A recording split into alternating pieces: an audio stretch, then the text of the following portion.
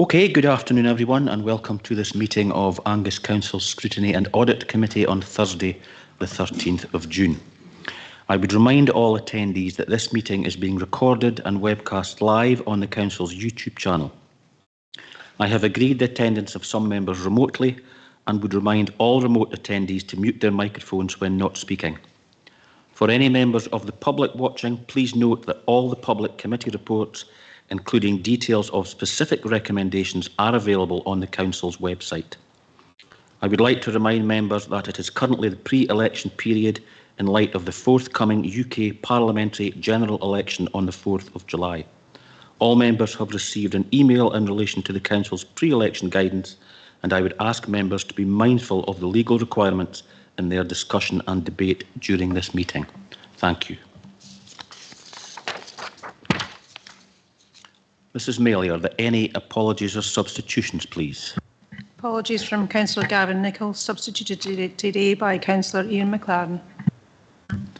Thank you very much. Agenda item number 2, declarations of interest and statements of transparency. Councillor Dorn.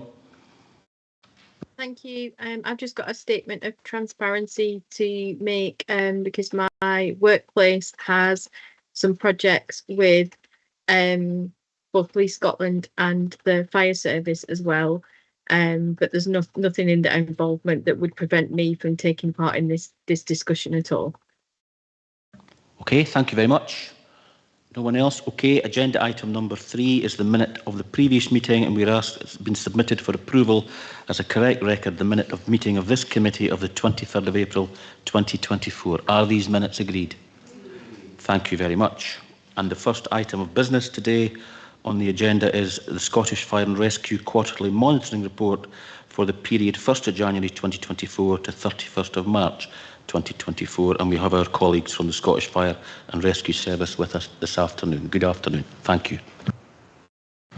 Thank you, Convener. If I can take the membership straight to page 16 of the combined meeting pack and talk through each of the headline indicators.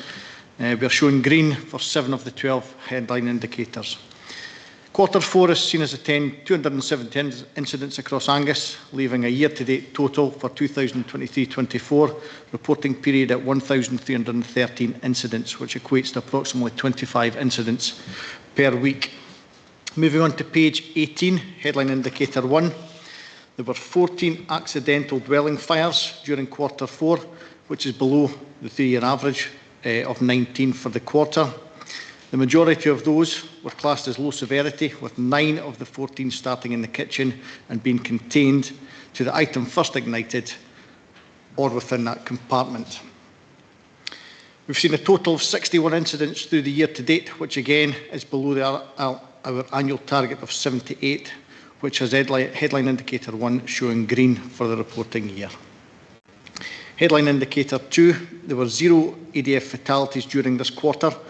Unfortunately, we've had a single ADF fatality, fire fatality, earlier this year, which is why we are showing red for headline indicator 2.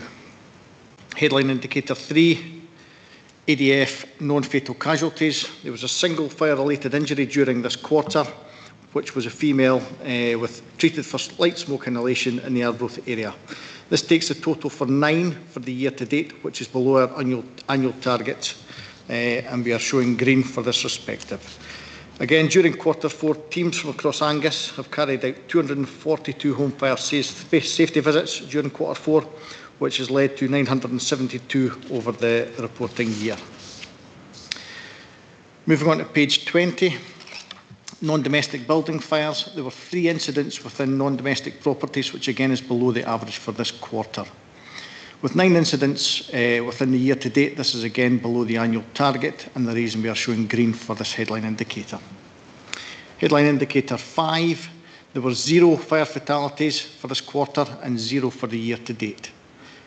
Headline indicator 6, non-fatal casualties in non-domestic buildings. There were 0 casualties for this quarter, but again, unfortunately, we've had a single injury, which was minor burns to the hands of a 30-year-old male. This was the only non-domestic fire-related casualty within this reporting year. Page 22, headline indicator 7, road traffic collisions. We have had 13 RTCs in this quarter, which has seen us reach 62 for the year to date, which is above our yearly target of 53. Hence, we are showing red for this headline indicator. There are 2 of the 8 Angus Council wards make up 40% of the RTCs across Angus. These are both Arbroath West, Letham and Freecombe, and Brechin and Edzell, with a total of 25. Headline indicator 8, RTC fatal casualties. Unfortunately, there was a single RTC fatal casualty again within this reporting quarter. And again, this unfortunately means we've had 4 RTC fatalities within this reporting year, again above our target of 0. Headline indicator 9, RTCs, non-fatal casualties. Within this quarter, we've had 4 RTC casualties, which is below the 3-year average, but it takes us to 36 for the reporting year, again, which is above our target of 26. Again, we are unfortunately showing red for this headline indicator. Moving on to page 24, headline indicator 10 for unwanted fire alarm signals. Within this quarter, there were 34 UFAS incidents within the Angus, leaving a year-to-date total of 207, which is considerably below our target of 355, and that is clearly due to our new mobilising strategy for this type of incident. Human factors remain the highest cause of unwanted fire alarm signals, with cooking and more specifically burnt toast and accidental leading to 21 of the 34 incidents across Angus. Our Angus Area Fire Safety Enforcement Officer continues to work with duty holders where applicable to try and reduce this further. Page 26, headline indicator 11, deliberate primary fires. Within quarter 4, there were 9 deliberate primary fires across Angus. This brings the total to 33 for the reporting year, which is just below our annual target of 34. So we are showing green for headline indicator 11. Again on page 26, headline indicator 12, deliberate secondary fires. Quarter 4 has seen 9 incidents across Angus, which is well below the 3-year average of 22. The year-to-date figures for secondary fires are 89, which again is well below our annual target of 116. The majority of the 89 secondary fires occurred within the Forfar District Ward, with 31 incidents across the year. 17 of these occurred in quarter 2. Since this, we have seen a drastic reduction in the following quarter, 66% drop, along with a further 50% reduction again in quarter 4. This is down to a targeted approach from Angus Community Action Team and local partners to support that. Moving on to page 29 of the meeting pack. Again, this provides an insight into the work carried out by the very proactive Community Action Team across Angus. Some of the support includes 42 home fire safety visits carried out across Angus. These are in general carried out with local partners to ensure the needs of the occupants are met. 1 set of fire retardant bedding, 2 fire retardant throws, and 1 fire retardant mat. We have submitted 26 adult protection for referral forms to Angus Council and social work over this period. And again, Angus Community Action Team have conducted 11 hoarding presentations for various partner agencies throughout this period as well. Moving on to page 30 meeting pack. Notable community events. Again, Montrose Fire Station held a breakfast club where the aim was to provide a healthy breakfast for school-aged children and promote both fire and ambulance services. Also, Montrose Concrete Football was run with the support of Montrose Community Trust and is a programme that runs every Friday evening to tackle poverty, well-being and antisocial behaviour for young people. A rapid response unit was relocated to Kirriemuir to provide an enhanced capability to the local area. The vehicle features an ultra-high pressure firefighting system which can be utilised to fight fires in difficult to access areas. These would be the likes of silos, locked containers and areas not accessible to firefighters. Again, firefighters from across Angus supported the Flood Mobile Roadshow. The Flood Mobile Roadshow is a purpose-built bus that provides both information and flood protection equipment to local communities, and this was really off the back of the Storm Babette event at the end of 2023. Montrose Port Authority have provided funding for 10 new CPR mannequins, which will be used in classrooms across the district to educate youngsters in the life-saving technique. The CPR mannequins will also be available for use by local groups at community events and also at sessions at fire stations across Angus. And lastly, I would just like to take this opportunity to thank Deputy Chief Executive Mark Armstrong on behalf of myself and previous colleagues, and wish him all the very best for his incoming retirement. And I'll take any questions, Convener. Thank you very much, Group Commander. Any questions? Councillor Bell.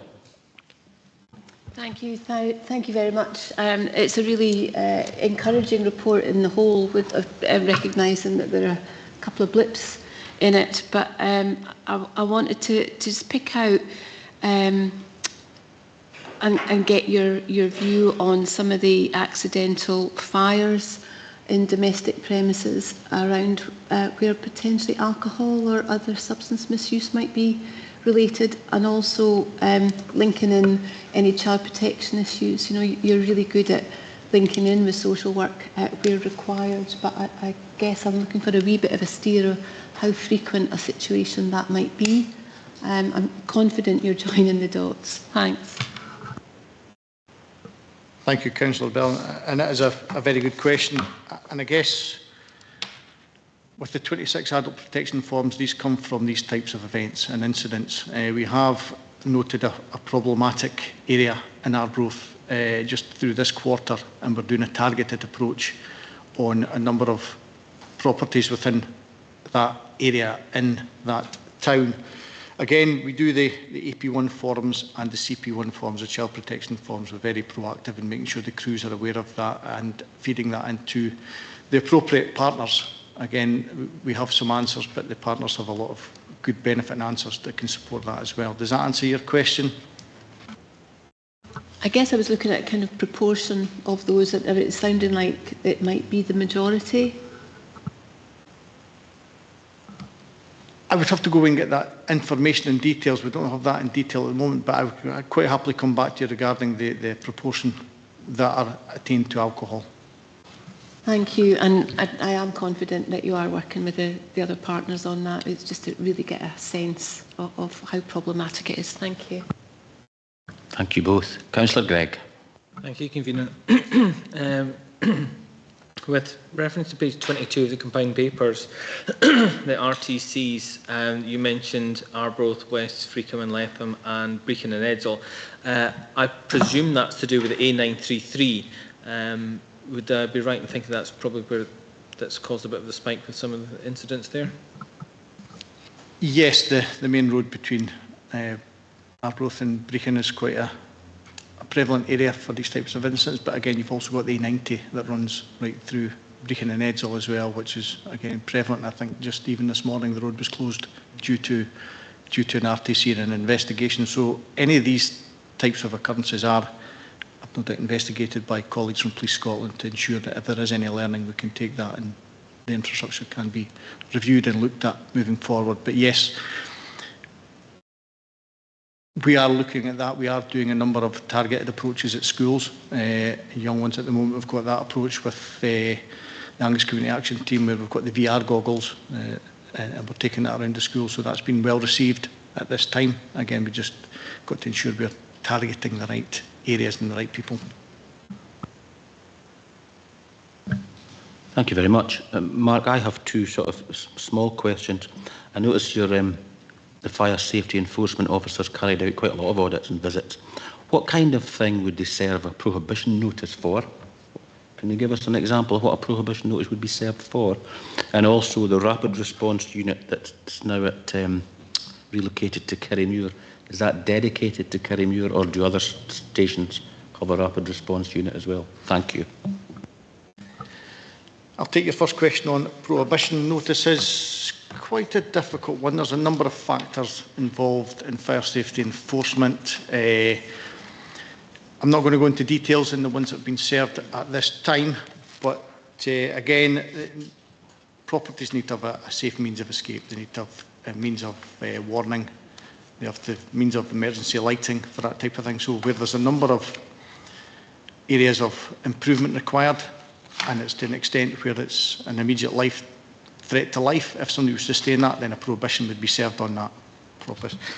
And the rapid response unit, it's a terrific asset to the local area. There was 36 bought in the Scottish Fire and Rescue Service going back I think 4 or 5 years ago now. They were placed all across Scotland, but it was identified that the northeast of Scotland didn't have this capability for the ultra-high pressure firefighting system. So it was decided we relocate one to this area, and through careful consideration and strategic implementation, Kirriemuir was looked at as the best place for it because it's well served by the A90. It can travel south to Dundee, it can travel north into Aberdeen. So again, it is strategically located at that station, but it is available to any incident commander across Scotland should they require that vehicle. Does that answer your question? Yes, thank you. Councillor Bell. Thank you. Can I follow up on that? And how often has it been deployed since it arrived? Thanks.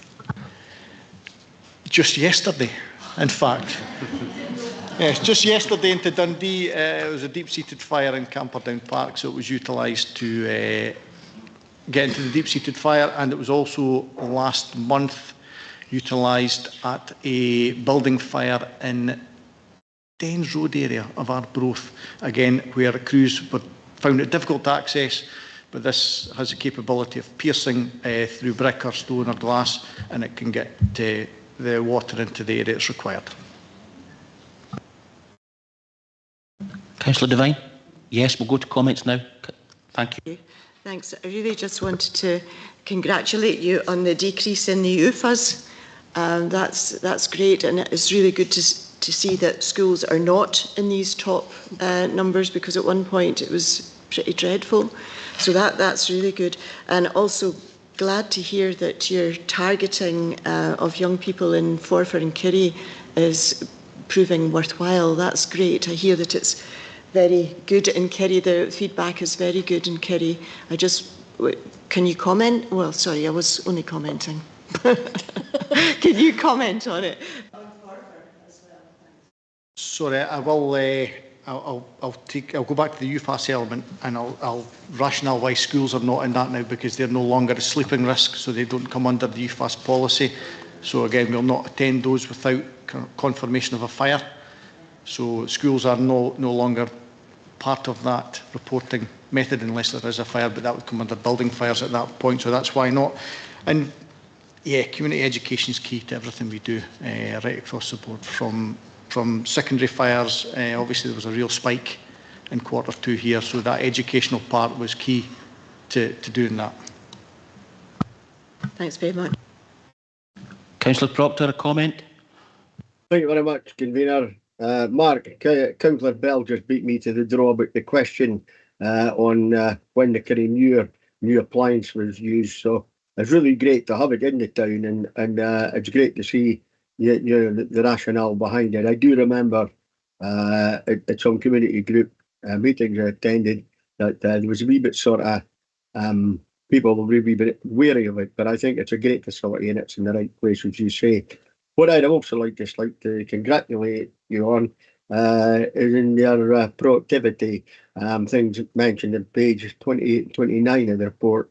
Now, I was fortunate enough to be invited to an event up in Glenogle 2 weeks ago, and where various estates had clubbed together and they were educating young people from across different schools in Angus about game management, forestry, land management, etc. And there was a lovely, well set out presentation by two of your team. I think they were from Montrose, who explained all about burning heather, how to stop it, and various other fire issues. And I think I watched the demonstration and they really got the message across to the young people, and hopefully, that sort of thing will reverberate and benefit the whole community. So on that, I thank you. Thank you, Councillor Proctor. Councillor Gregg, a comment? Thank you, Convener. Similarly to, as others have said, the reducing unwanted fire alarm systems. I know that that's been quite a problem over the past few years, and clearly you've put a lot of work and effort into that, so I congratulate on you on that and hope that that trend continues to decrease and maintain that green part. I'd also like to thank you for the invitation to Hospital Field House, where you had a training facility, and I was able to see the RRU Basic Kirriemuir in action, and the capabilities of that. I find that incredibly interesting, especially within the environment of a historic building and the artefacts within it, and also showing off that new piece of equipment. So thank you for that. Anyone else for a comment? No, well, as usual, Mark, if you can just pass on our grateful appreciation and thanks to your teams, because I always look at the quarterly reports to see exactly what the community events have been. And this month we've got the Montrose Breakfast Club, the concrete football, the CPR skills at Montrose combined with the Port Authority, the Carnoustie Food Cabin and the Carnoustie Bike Marking. It's excellent. I do follow most of the stations on social media, so on our behalf, just pass on our appreciation to your staff and your teams for all the community work that they do. Members, we have one recommendation on the report. Is the report agreed?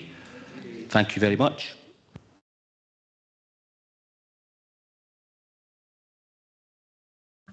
Agenda item number 5 is the Police Scotland Angus Local Policing Area Quarterly Report for the period 1st of January 2024 to 31st of March 2024. And we'll have the Area Commander Ross Fitzgerald and his colleague with us today. Thank you. Thanks, Convener, and good afternoon. I'm really proud to present the Quarter 4 report for Angus as the Temporary Divisional Commander. I'm pleased to attend the first of many scrutinies, I hope. So a couple of things I'd just like to point out before I hand the report over to Chief Inspector Fitzgerald to take you through it. And that's just a couple of national updates. Members will be fully aware of the public announcement in the last week in relation to Police Scotland signing a contract for the rollout of body-worn video, and I'll be pleased to bring updates to future committee meetings in relation to what that means and how it will support the activity that our officers undertake in this. The second update I would just like to provide, as I wrote to all members last week in relation to the Forfar estate and our intention to go live with public consultation. Hopefully my further correspondence landed with you this week in relation to a slight delay to that process. That is an internal Police Scotland delay. It's nothing to do with our change of vision or direction in terms of the estate. And once we've ironed out that internal issue, then we will indeed move forward, which I hope will be in the coming weeks. So we will continue to go live with that consultation and then look at the appropriate options for a relocation in Forfar should that come out of that consultation. So thanks, Convener. I'll now hand over to Chief Inspector Fitzgerald and he'll take you through the report. Thank you, Convener. So just to lead you through the report, I'll try and keep it to the kind of highlights from the report. It's obviously a very lengthy report and I'm conscious of the committee's time, and that will obviously lead us into a position where you can ask those kind of more specific questions at the end. So to tackle violent crime first, which I think first appears on page 42 of your pack. I would just highlight throughout the performance here, there was no murders in the Angus LPA area in 2023 through to 24, with 4 attempted murders, which again is an extremely low number. Of those 4 crimes, all were detected, leading us to a position where all attempted murders in the previous 5 years have been 100% detection rate, which is a really positive performance from CID officers in particular in our kind of local area. Moving into other kind of crimes within that violent crime category, we see effectively a performance here where there's been 100 fewer victims of violent crime across Angus than the previous year, which is clearly extremely positive. Serious assaults a drop of 3.5% and common assaults a drop of 10%.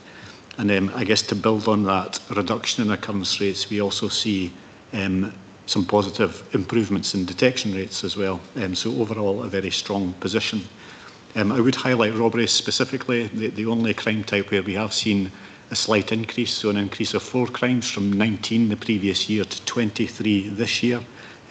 However, of that 23 crimes, again, 19 of those have been detected with prosecutions mounted. So although statistically a 21% increase, a small number of crimes resulting in that increase, and again, positive performance in terms of investigations and detections.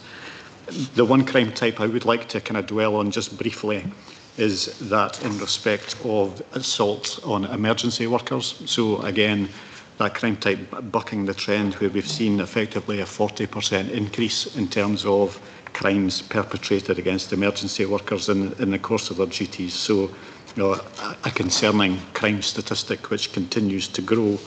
I guess my reassurance is that we have got really strong processes in place to support our own staff to work through the impact of those crimes. It's fair to say that as much as we are police officers, those crimes do have an impact. They do undermine the confidence of our own officers and clearly are impactful on our staff who are courageously going about their duties. So I would highlight that and use this forum to kind of demonstrate my concern around that.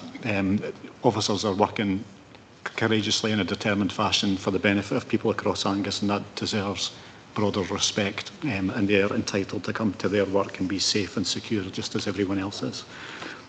Moving on into the anti-social behaviour area, just briefly, again we've seen a reduction in the numbers of anti-social behaviour incidents reported in the last year, a reduction of 4%, and overall a reduction of overall Group 4 crimes, so those crimes which are often linked to antisocial behaviour such as vandalisms or willful fire raising.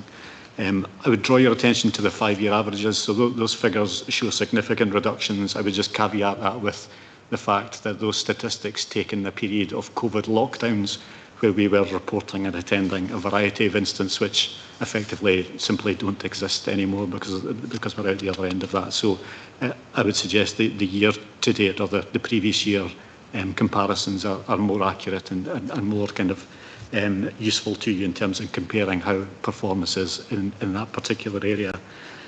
Moving through the antisocial behaviour trends, again, we've given as many local examples of positive practice as I possibly can in terms of how we're going about preventing that. Effectively, our approach is based on being highly visible, making sure we're deploying our resources in the right places and at the right time in order to prevent crimes and incidents escalating in the first place, and clearly being in the correct place to deliver positive enforcement action if that is what's required. So I won't go into that section any further. There are a variety of examples of positive preventative activity between ourselves and partners across our schools, in the licensing arena, and a variety of other places which you can read and kind of respond to should you wish to.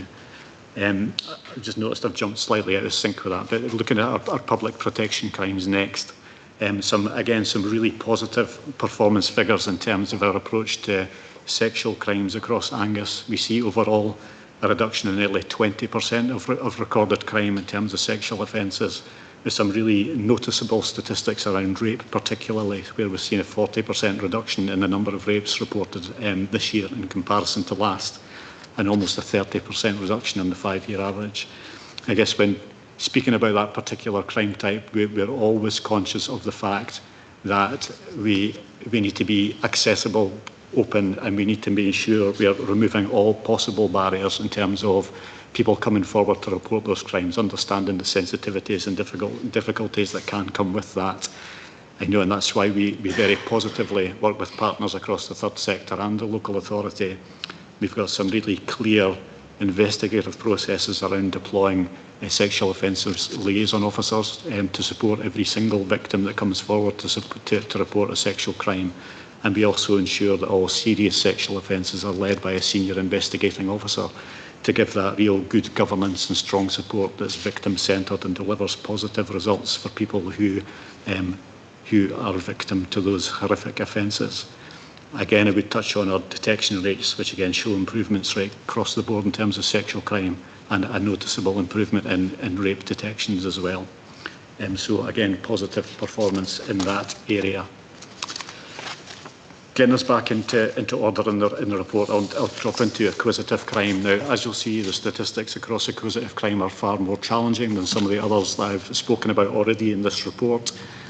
I would probably just highlight that there is those increases in statistics are reflective across the whole of the country, driven by cost of living crisis is one factor in that, absolutely, certainly, in terms of that. So housebreakings, we've seen, increases in numbers of occurrence rates, both in terms of commercial premises and private dwelling houses, but also some kind of steady improvements in terms of our detection rates. So we see kind of probably two causes driving those housebreakings. So one, organised gangs who will travel across the country looking for opportunities to commit crime, who will maybe arrive in Angus and stay for a few days and commit significant numbers of crimes before moving on to other areas, and also more around those kind of local opportunists. So two different strands of criminal with kind of bespoke and different investigative styles required. So we are well connected across the intelligence community in Tayside, making sure that those travelling criminals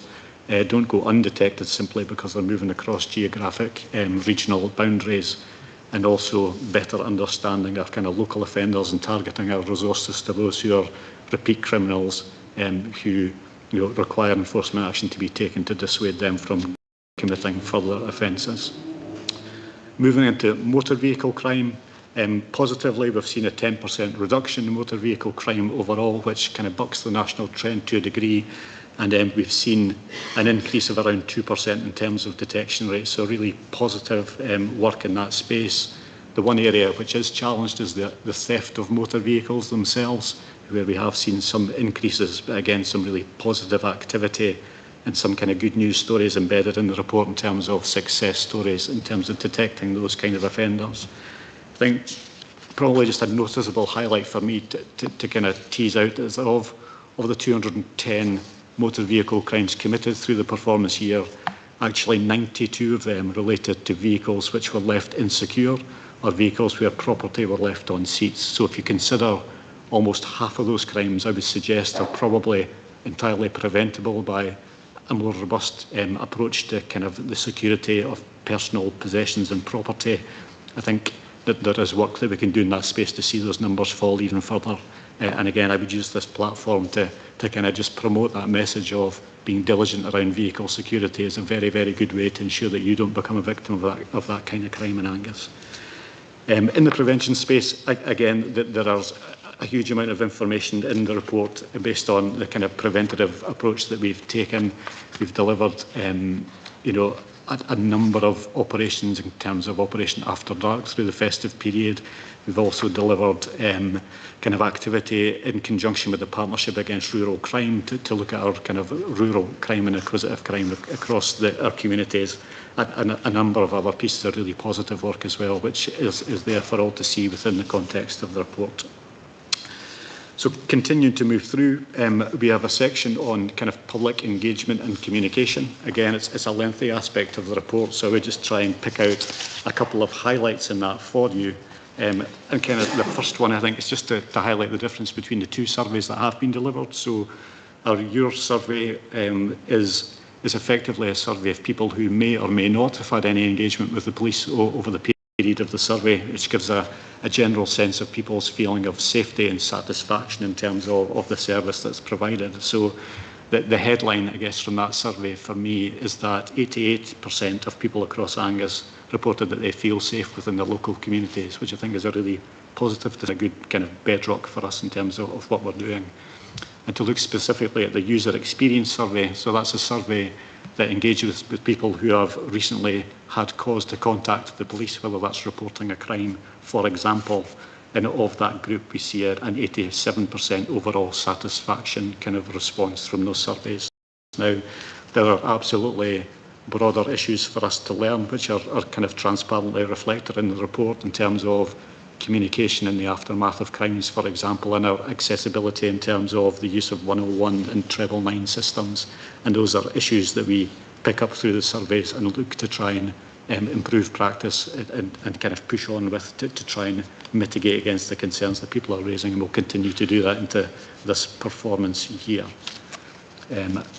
So moving on from there, we have documented some areas of shared learning within the next part of the report, some really exciting opportunities actually in terms of that space, which are linked to Chief Superintendent Russell's update in terms of body-worn video, which I do touch on in that part of that report. So we're now using a process called DESK, so Digital Evidence and Sharing Capability, which is a real step forward in terms of streamlining how we deal with digital evidence, share it with partners in COPFS, which is leading to quicker investigative times, a quicker period of time to disclose evidence to defences, and ultimately a much more streamlined and joined up approach to the kind of criminal justice system across the board. So we're seeing some real positive impacts in terms of efficiencies and time saving through them, and ultimately a better service to the public where digital evidence is concerned. That leads nicely into body-worn video, because DESC will be the platform where body-worn video is captured and managed, and as Chief Superintendent Russell's touched on, we would hope to see that delivered into Tayside in the relatively near future. And we take that benefit from the fact that we piloted DESC and have that system up and running in this division already, which gives the bedrock for body-worn video being rolled out in Tayside as one of the first divisions to receive that in the fullness of time. So a real positive kind of injection for us as well. I touch on SCIM, the Scottish Child Interview Model, which again is a really collaborative piece of training, really designed to be kind of trauma-informed and victim-centred in terms of the way that we interview children who have been the victim of kind of serious offences. Again, without going through the full report, effectively it means the joint interview of children with specialised police officers and social work staff, delivering a tailored interview that's bespoke to that child, reduces trauma, and ultimately leads to the capture of best evidence, hopefully in the future preventing children being cross-examined and having to attend kind of court processes. So really positive step forward in terms of how we deal with child victims. Moving into the last part of the report, so the thematic part of the report is around that kind of proactive prevention space. Now, I've tried, given it's the kind of Q4 report, I've tried to capture as many aspects of policing that maybe sometimes go unreported as possible. So that's why you see a real broad range of different activities to try and give a flavour and a sense of the breadth of activity that the Police Scotland is actually delivering in local communities. So I touched first on missing persons. So, you know, a real substantive category of work where significant police resources are dedicated every year. I've given a sense of what a missing person is categorised and how we attribute kind of how we risk assess and decide what level of risk is posed and what level of resourcing is required. But we see a year-on-year increase in missing persons. We've had 260 this performance year in comparison to 241 the year before. I'm supposed to dig under that statistic. The real positive part for me is I think we've seen significant reductions across all those kind of local authority premises where people are reported missing from. So I'm thinking about residential children's homes or schools, adult supported accommodation. So all categories where, despite an increase in overall missing persons, we've seen reductions across the board, and that comes down to real strong local authority links, collaboration with those working in those spaces to try and really support individuals to prevent missing episodes in the first place, which clearly reduces risk. And just to give a sense of the amount of work that the missing persons entails for us, it amounts to broadly at 27,254 hours of police work over the context of a year. So if you think about how many days work it is for officers, then that demonstrates the kind of level of focus that we place on those investigations. In terms of concern for persons calls, I've touched on them briefly as well. So that real area of policing that is linked into that kind of public health agenda. So, quite clearly, Police Scotland can often be the first responders to people in crisis for a variety of different reasons because of vulnerability and mental health, substance misuse, and we're absolutely dedicated to making sure that people are safe across our community and supporting other agencies in that area of work. Again, we see year-on-year increases in respect of those kind of categories to the extent that we've responded to in the region of 900 calls over the course of last year, which builds on kind of a steady increase over previous years. So an area of business again which maybe largely goes unreported or unconsidered in terms of police work because it's not part of that traditional fight against kind of crime and violence, but ultimately a really important part of our kind of local partnership response to people who are vulnerable. The Risk and Concern Hub is mentioned again. I'll probably leave you to read that aspect to yourself, but effectively the kind of the hub that helps us share effectively and risk assess information pertinent to vulnerability and make sure that we are sharing information effectively with partners to provide the most and best tailored support to people across our communities. And moving on from there, I've written some information for you around our mountain rescue team. So I guess without going into the detail of that, which again is a lengthy update, I would probably just put myself on record to kind of recognise and praise the real dedicated, complex and really effective work that our mountain rescue teams do across Angus, recognising that Police Scotland's got a part to play in that, but also a significant number of civilian mountain rescue teams that also help us to kind of safeguard people who are in our more rural parts of our kind of landscape. So some really positive stories and successes there, and an understanding of the impact of increasing call-outs has on those agencies.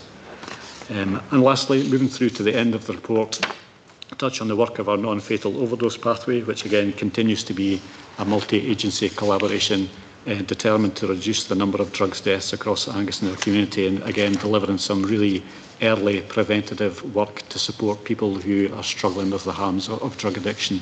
And I kind of highlight the work of that group for you through this report as well. And just to finish off, our work around Disclosure Scotland domestic abuse scheme. So a really important part of our toolkit in terms of tackling domestic violence and allowing those who are concerned about becoming the victims of domestic violence to access certain information about kind of new partners, which helps them take really positive and well-supported decisions around relationships and how to safeguard themselves, with those disclosures coming with a suite of support from specialist officers from within our domestic abuse teams across the division. So that's probably a longer update than usual for me, but I think just because it was the end of the performance year and we touch on a number of different kind of pieces of work within the theme, it's probably worth giving it some additional time, but I'm more than happy to take any questions. Absolutely, Ross. Thank you very much. That was very, as usual, comprehensive. Questions? Councillor Devine. Thank you. Thanks, Convener. Yes, indeed, it's a very comprehensive report. Thank you very much for that. I'm really impressed by the amount of preventative work that's going on too.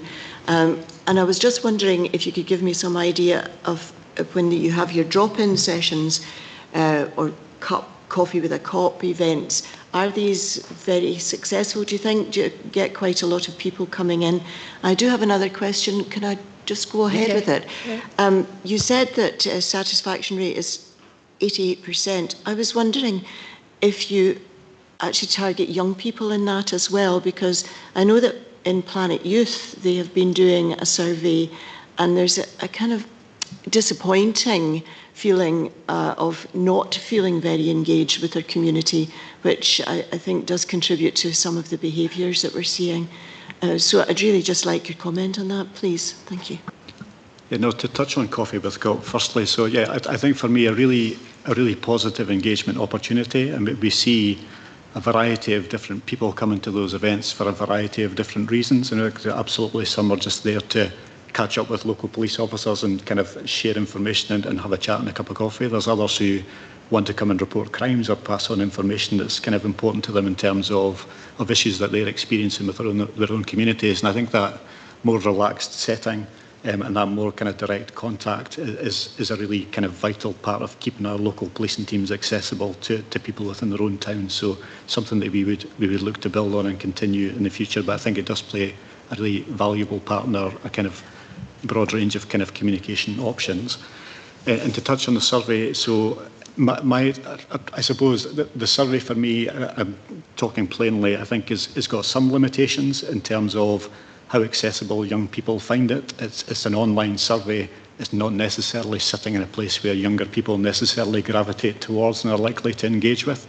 So I think there is definitely work to do for us in terms of better understanding what younger people are looking for. Now, I suppose my caveat to that would be that we do a huge amount of work in our local schools and are engaging with young people all the time, so we probably anecdotally have a sense of what younger people think, but in terms of having actually quantified data that we can refer to and use as a kind of basis for engagement, I think we've probably still got some work to do. Councillor Bell, thank you. Thank you, and thank you very much. And along with the Scottish Fire and Rescue Service colleagues, your commitment to the community planning partnership engagement over the last couple of weeks has been really helpful and much valued. So thank you for that. I'm going to sneak in two questions. The first one is around the links between the rape, sexual crimes and domestic abuse and potentially attempted murders, because intimate partner crime is a major cause of deaths of women. And I wondered if there is an overlap in the stats that you've provided in there with 4 attempted murders in this report. Was there any link? And if not, fine, but could we report them in 2 different places for future reports if that occurs? That would be helpful. And also in terms of the body-worn video cameras, I'm actually really supportive of that. And on the back of experience in other forces, is there a kind of default setting whereby they can't be switched off? It would be helpful to know that. And I've enjoyed the coffee with a cop in Kerry, and so has my dog. So thank you very much indeed. Thank you for that. So just on the domestic violence question then, so I know that from our statistics around 4 attempted murders, one of those was related to domestic violence. And to give you a general sense, around 30% of our total violence is linked to domestic violence across Angus, which is clearly quite a high percentage in that area. So absolutely, there are some links in there. And we're clearly aware of the crossover into kind of sexual violence and the impact that has within domestic settings as well, with those kind of repeat offences being clearly targeted through our MARAC and MATAC processes to make sure that those who are at greatest risk are receiving the fullest support, and our safeguarding and safety planning is absolutely on the money to support those individuals as they move through the investigative process and hopefully into more positive outcomes. In terms of the reporting, I'm more than happy to give a kind of more detailed breakdown in terms of domestic crime particularly. I'm quite happy to do that for future quarters if that's something that would be welcomed, and I can certainly tease the domestic violence statistics out from the more general report around violent crime. I'm happy to do that. And Councillor, thanks. I'll take your second question in relation to body-worn. So, yeah, we absolutely are learning from other areas across the UK and indeed across the globe in terms of body-worn video. And it will surprise you not that we've got a team specifically looking at the rules of engagement around what that means for officers. As I said, absolutely committed to bringing an update back in due course as to what that looks like. And I think the benefit of body-worn video for officers and officers' safety, as the Chief Inspector has highlighted in terms of offences towards our staff, will be very significant, hopefully in that prevention space. So yes, we're taking that learning, taking that from far and wide, and we'll look to implement that. Thank you. Councillor Gregg. Thank you, Convener. I also have 2 questions, if that's okay.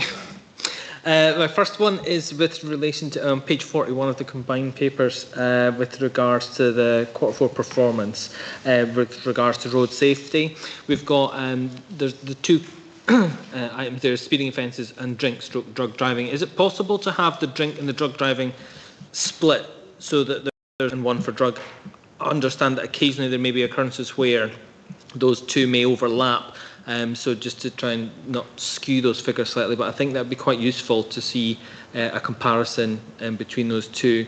And then my second question with regard to page 57 of the combined papers for the less safe locations, where it's highlighted that for High Street is one of those. I'm sure myself and my fellow ward councillors would be quite interested to see some of the data around that, so that we can discuss that between the 4 of us and look to perhaps help if we're able to change that perspective. Thank you.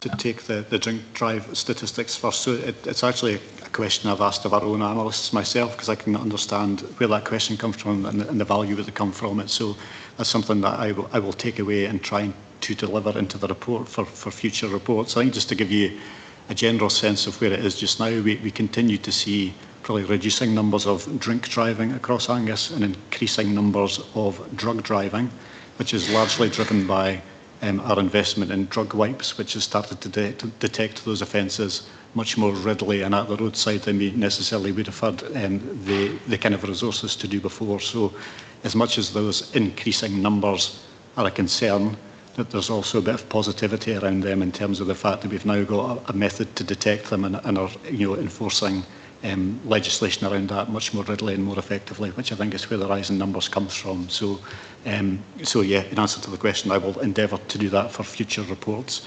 But that hopefully gives a general sense of where that kind of issue around road safety is going at the moment. And in terms of Forfar High Street, I'm more than happy to engage with you kind of individually around the councillors in Forfar who would have an interest in that.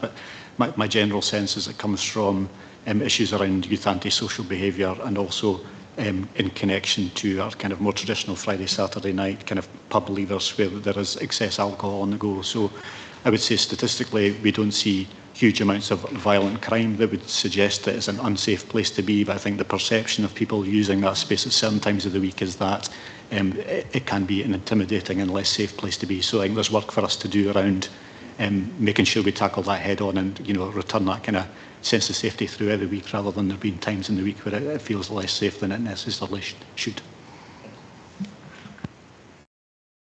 Thank you. Councillor Dorn, a question? Yep, thank you very much. I was going to touch on some of the points that have just been raised there around the drink and drug driving as well. So I'm interested to hear more on that.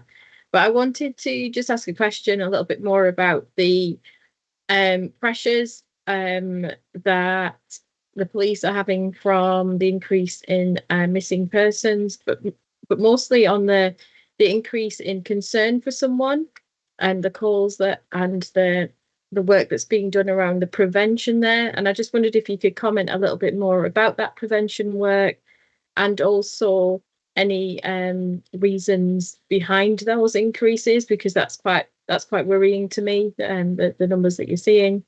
So thank you. No, thank you for that question. So yeah, the concern for person calls, it's a category of call that covers a real broad area of police work. So it could come down to mental health presentations, substance abuse, and it could in some instances come down to just concerns around kind of the neighbours. There's actually a huge amount of vulnerability within there that could cause people to pick up the phone and seek police assistance. So it's difficult to kind of talk about one specific area with that.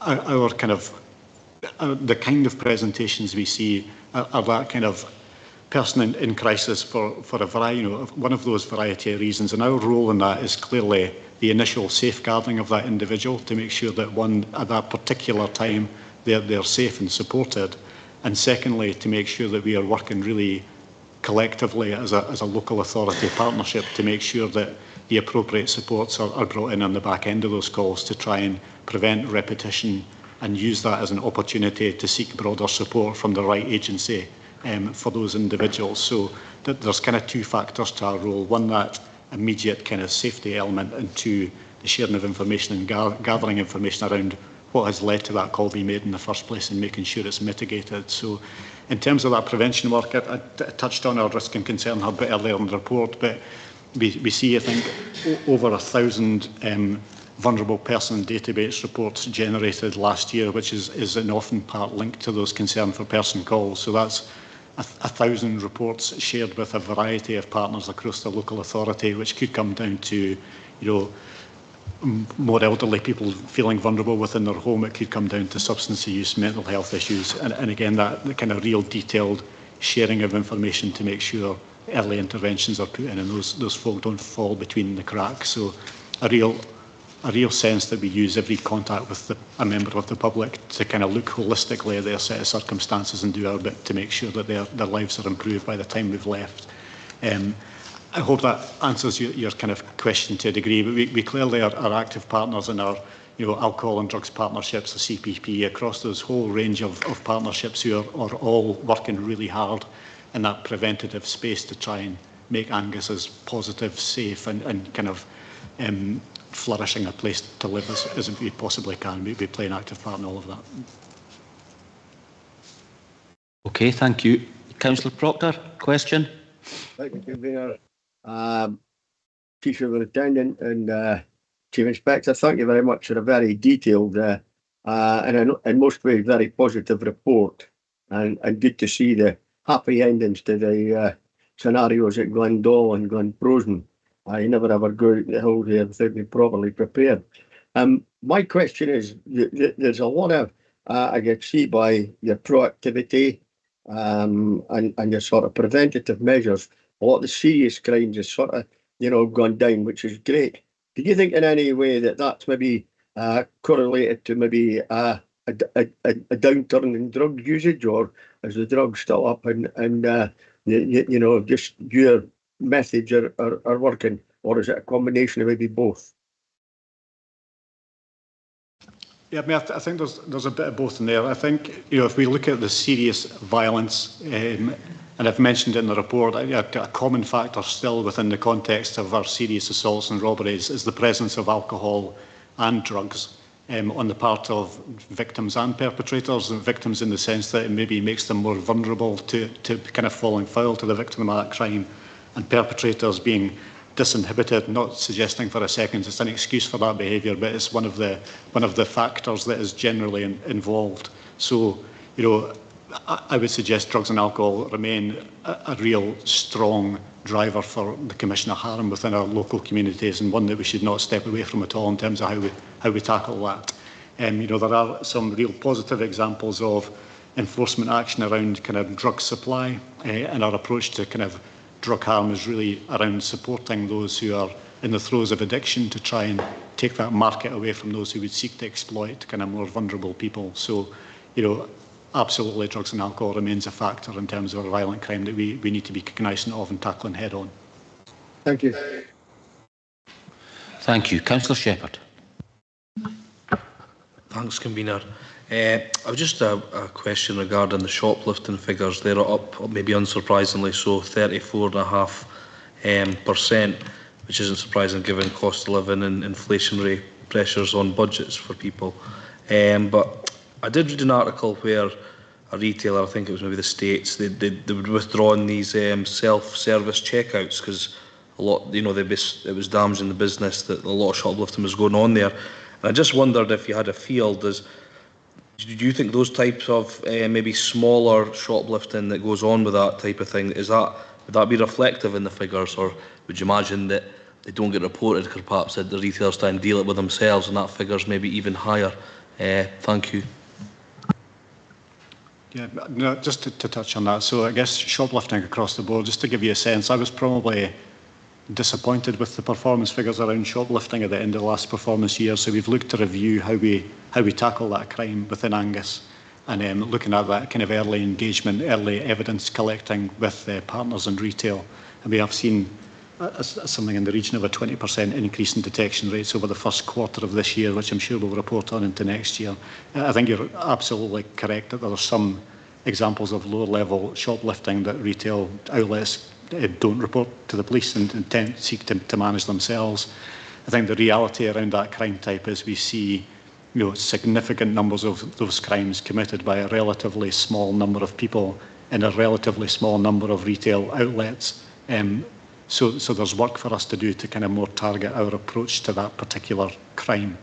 I think you speak about the self-service checkouts. I think there is an element of brazenness around the method that has been adopted in some instances, but the drivers behind that kind of crime remain really clear in terms of cost of living crisis, with certain people just simply stealing to try and put food on the table and provide basic provisions for families, and also that secondary driver of addiction to alcohol and drugs being a real factor as well, in terms of shoplifting being seen as an easy way to kind of secure funds to provide for a habit. And those, I would suggest, are the two real main areas that we see across Angus.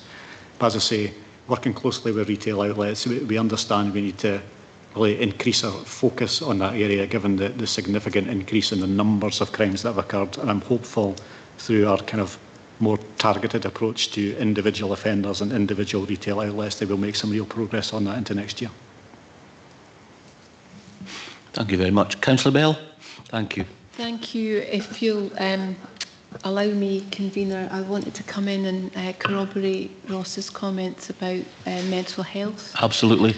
From a health and social care partnership point of view, and we're in the process of going out to tender for the provision of the community wellbeing hub, because there's an absolute recognition that the level of mental health related calls that the police have to deal with, and in some regards the fire and SB service as well, that's not an appropriate use of your resource, nor is it an appropriate use outcome really for people in crisis, although the police are fantastic at dealing with those incidents of crisis. So this is about looking at the whole picture and creating pathways for people that can access services, perhaps, and including out with normal service delivery hours, which is when the greatest number of crises happen, and that will hopefully alleviate pressure on the police, but obviously provide better care and support for people who are struggling. Thanks. Thank you for that, Councillor Bell.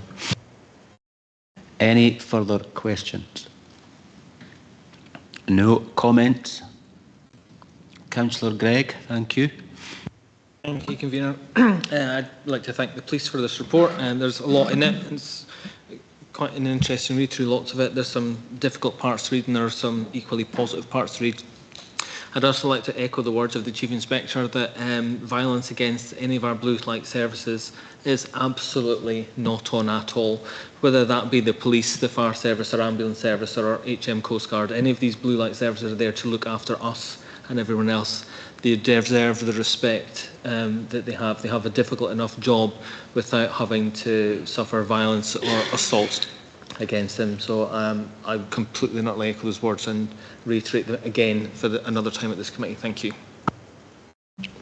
Yes, thank you very much, and I'll just add my comments.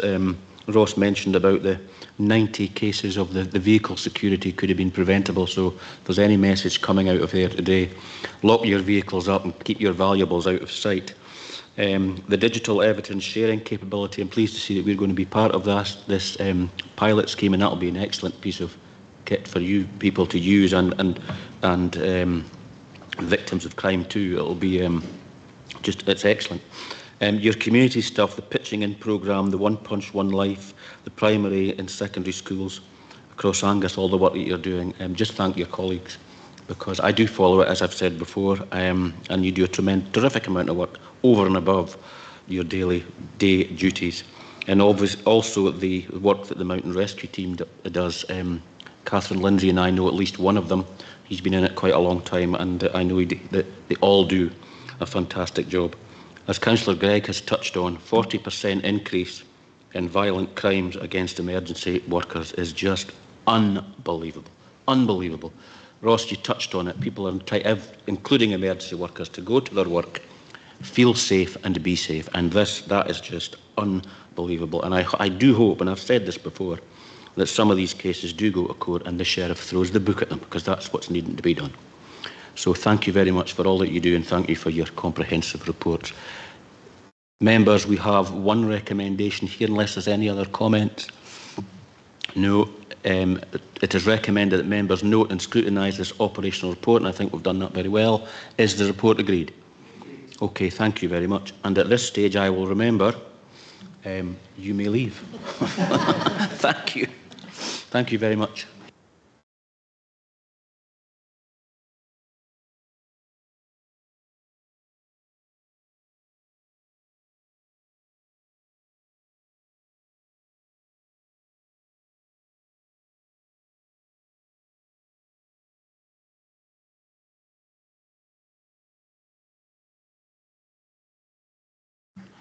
Okay, members, the next one is going to the audit reports now, and it's the agenda item number 6, the internal audit activity update, and Mrs Wiley will present this one. Thank you. Thank you, Convener. This is the report with the progress from the planned audit work for the year, and also in implementing the internal audit and counter-fraud recommendations resulting from that work. There's just one thing I wanted to draw attention to before I get into the actual work, and that's at 5.2 on page 75, just to update you in terms of the 2 vacant posts that we've had running for a good period of time now. One new member of staff started in May, and the second person will be starting on Monday, so we'll be back up to full complement again from next week, so that'll be good. So just to go through, we've got quite a lot of things coming to committee today, so I will just perhaps be a bit more high level in terms of what I'm saying about each of them. But just if you bear with me till I get to the first bit.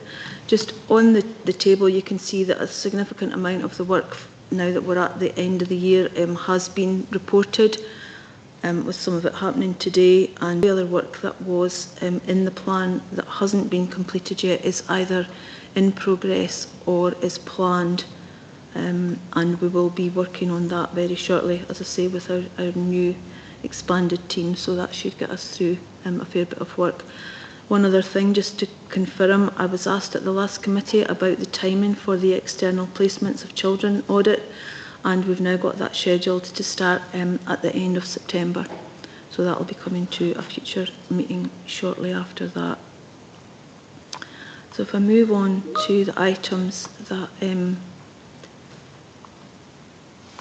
we're reporting on, the first one is the IT asset hardware inventory in schools.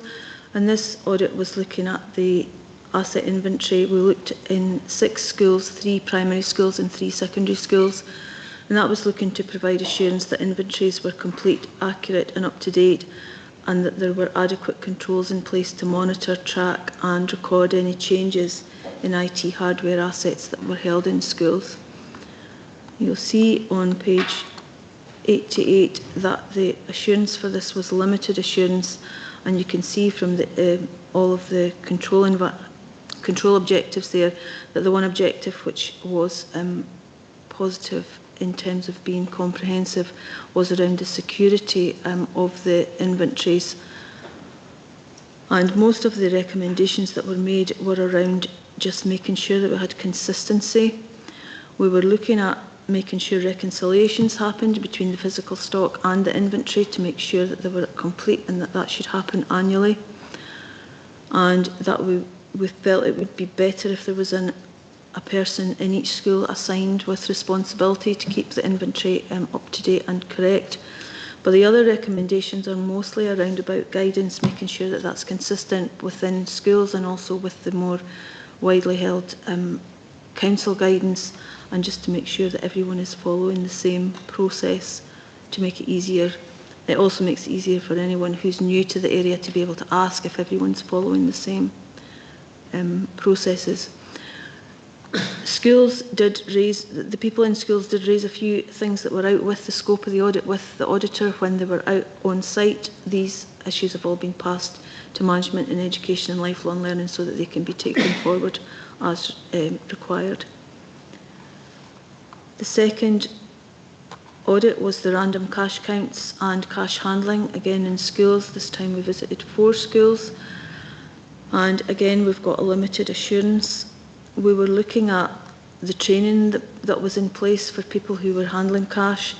We did a cash count at the time of the visit. We looked at the physical security measures, how the expenditure was being recorded, receipts were being held, and that regular reconciliations were taking place. And we looked at the reimbursement process that was being performed in each school.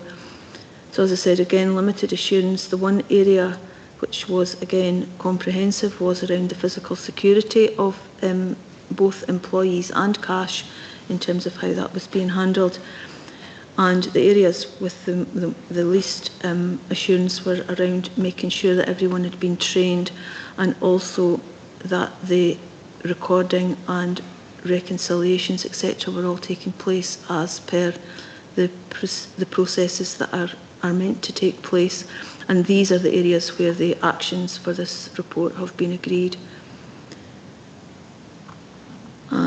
The next items we're reporting on are the continuous auditing, so it's just an update in terms of payroll for February and March.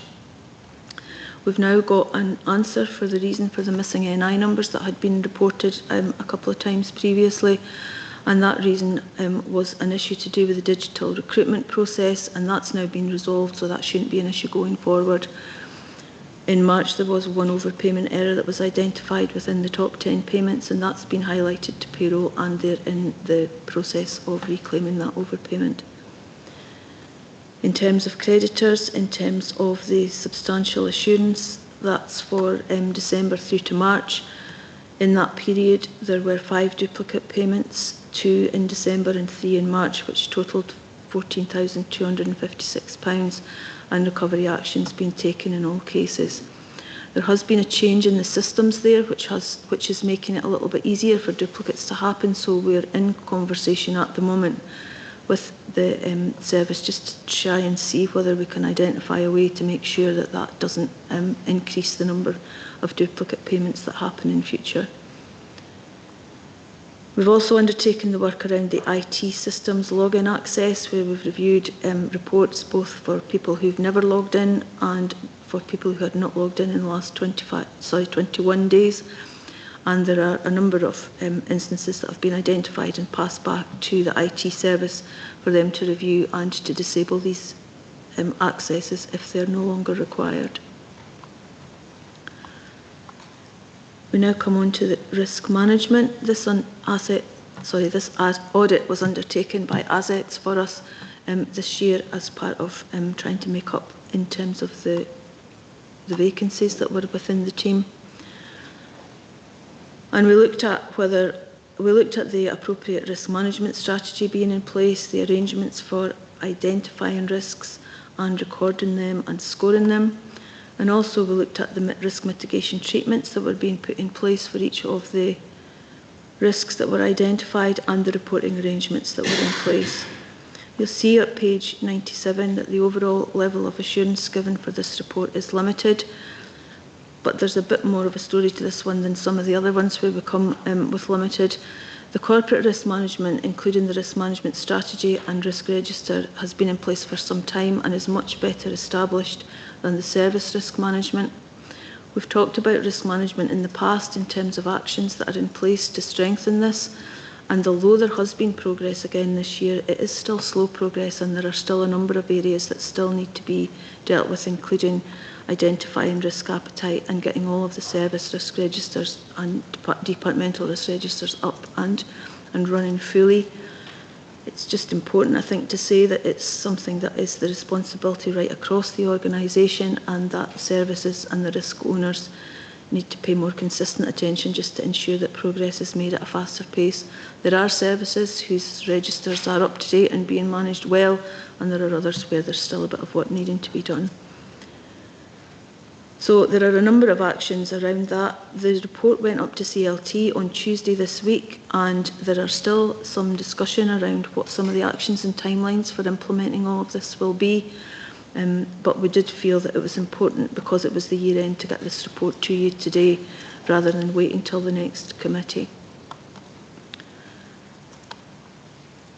The next item that I'm reporting on here is in terms of the housing voids and housing improvement plan. As you know, you've asked for work to be done on this, and there is a piece of much more detailed work that will go into the plan in 23-24. In terms of the inaccuracies that had previously been identified in the reporting to the Scottish Housing Regulator, that was caused by 2 issues. One was that there were duplicate records being extracted for some of the transactions from the system in error, and there was also incorrect use of the fit to let and not fit to let codes which had been created for use within the system. So as part of the audit, by April this year, the housing officers had reviewed and updated the void codes in the system, and we performed a bit of audit work just to look at the guidance that had been created about the use of these codes and made sure that that was consistent with the guidance from the Scottish Housing Regulator in terms of how the codes should be used. And that guidance note has now been finalised and is being used in training with staff to make sure that they're using these codes correctly. Some of the old codes can't be deleted from the system, but they have been identified as being not to be used, and I've checked through that in the system so that it's quite clear that these codes are not for using. The other thing around this was that housing officers have rewritten the reporting script for the void rent loss, and they've undertaken testing on that to make sure that these issues have been resolved. As I said, the new codes have been added and they've been tested to make sure that they're being picked up correctly. We haven't reperformed that testing because it's quite detailed in terms of the knowledge that you need for writing these scripts, but we will undertake testing around the use of the codes when we do the audit in 24-25. There was a learning point that came out from that, which was around when systems are changed, if people should be identifying if they've got any bespoke written reports that draw from these systems to make sure that they still operate once these system updates have taken place. And that wouldn't just be in housing, that would be across the piece. And the other piece of work was around the housing improvement plan. We looked at a draft of the plan in April, and all of the areas that we discussed with the service at that point have been incorporated into the final plan, or there's assurance around them being provided, has been provided that they'll be implemented in managing its delivery.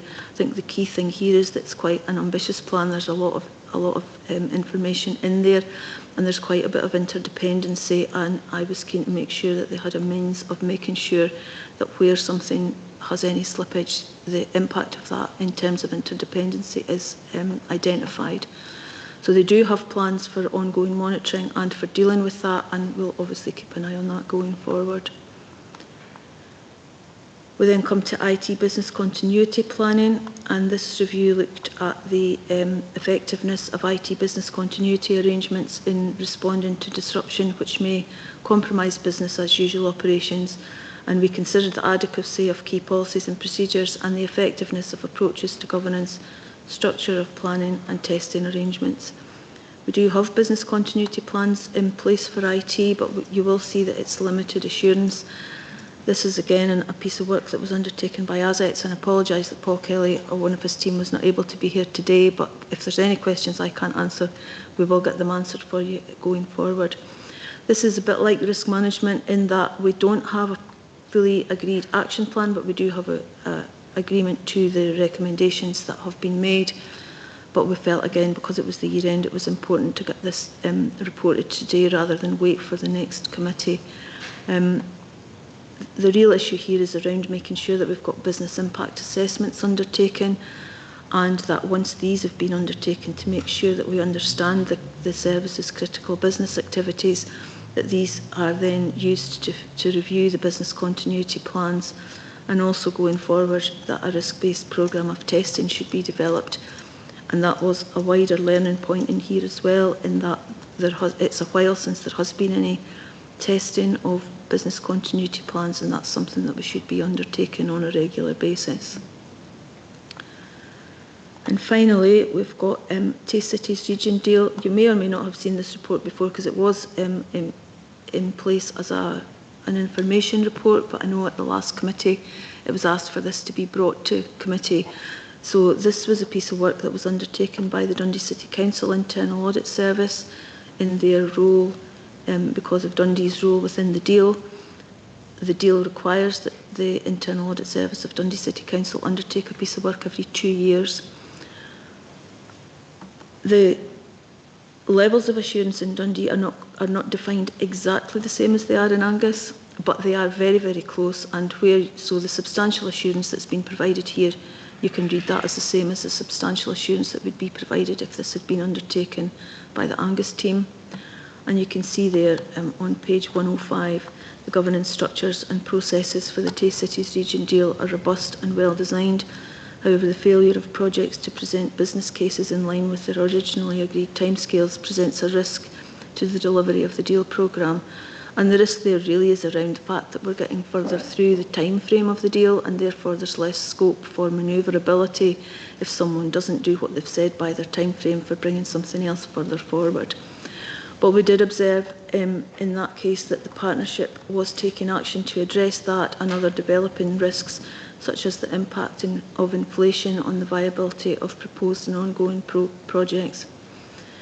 There were some recommendations raised with a view to strengthening the arrangements for monitoring, reporting and risk management. But as I said, overall it was substantial assurance. You'll be pleased to know that's all of the audit reports. The only thing left now that hasn't been discussed is the action points that are outstanding, but I don't have any real concerns around these. We've got 13 actions with extended due dates, 15 actions that haven't yet reached their due date in terms of audit, and 1 counter fraud action that's still outstanding at the moment. These numbers won't include all of the actions from the reports that I've brought today just because of timing, it's never fully up to date, but these will be included in the next item, but I'm happy to answer any questions. Thank you, Mrs Wiley. Councillor Wan. Thank you, Chair, and thank you, Mrs Wiley. Just a couple of quick questions. They are very quick. IT asset hardware, obviously you're doing audits on this, so it's maybe not something that you'll be able to answer directly, but do we have a figure of what our theft and loss is of IT equipment per annum within Angus Council?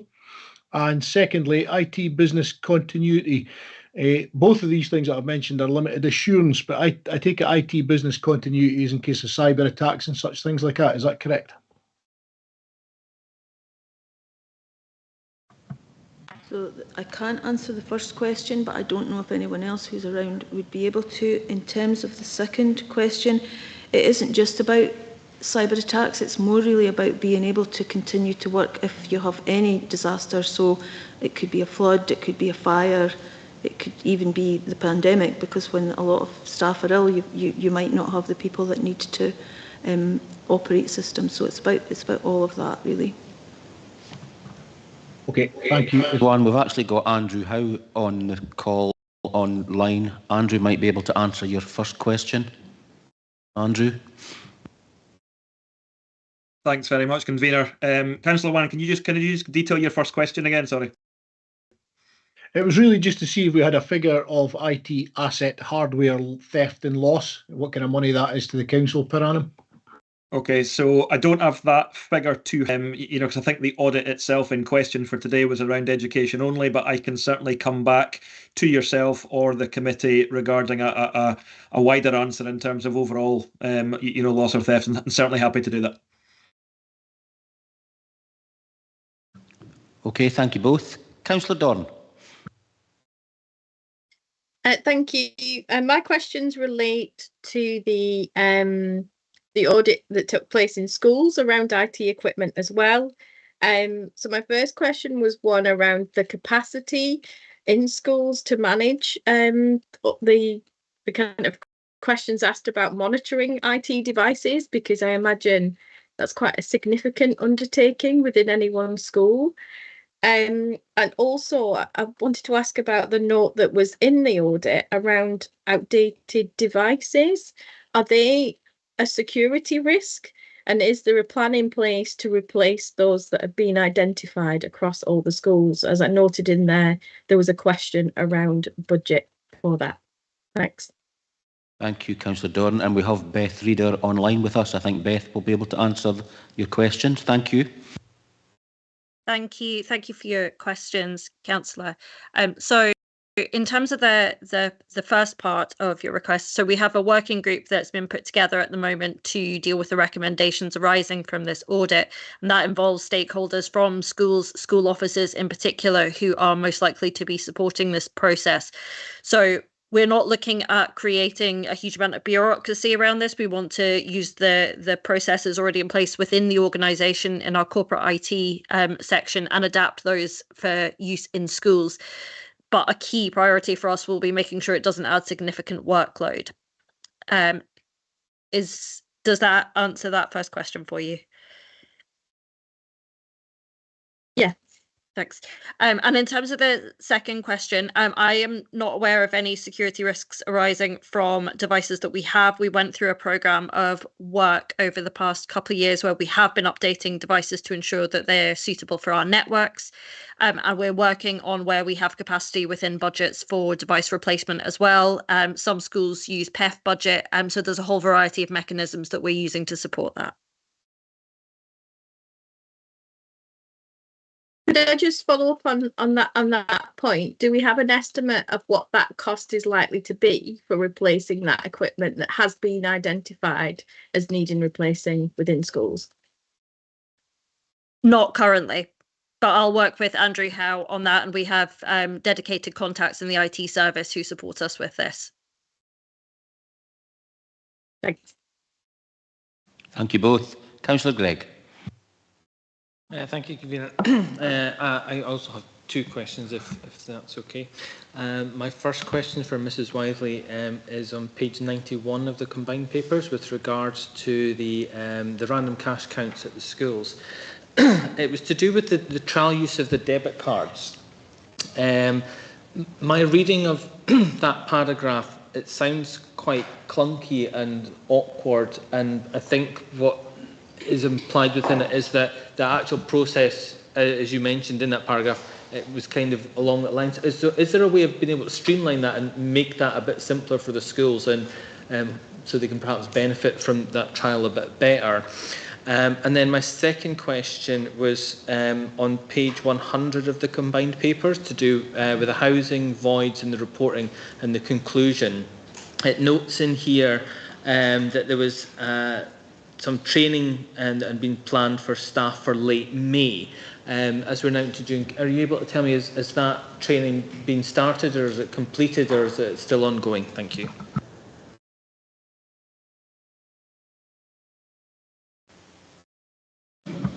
I was going to take the first question, which is why I've come to the table.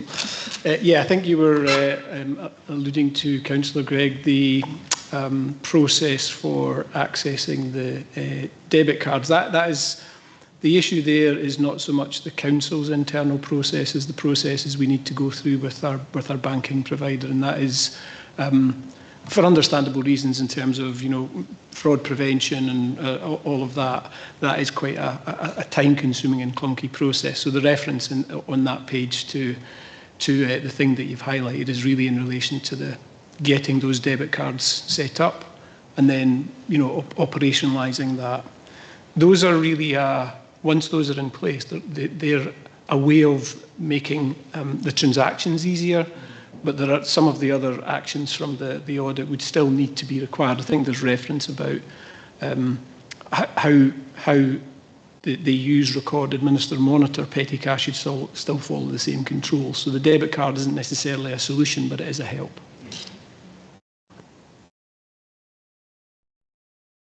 I think we have Lindsay Day from Housing who should be able to tell us where they're at with the training. Yeah, thanks. Yeah, I'm here. Yes, so I can confirm that the training on the new void status codes has been completed with the housing teams, and the new codes are implemented. And there's guidance as well that's been issued to the teams, so that's now in place.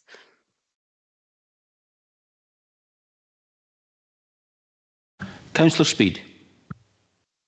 Yeah, thanks, Convener. A couple of questions. The first one is with regards to the corporate risk management and the service risk management, and I just wondered what the difference was in terms of progression.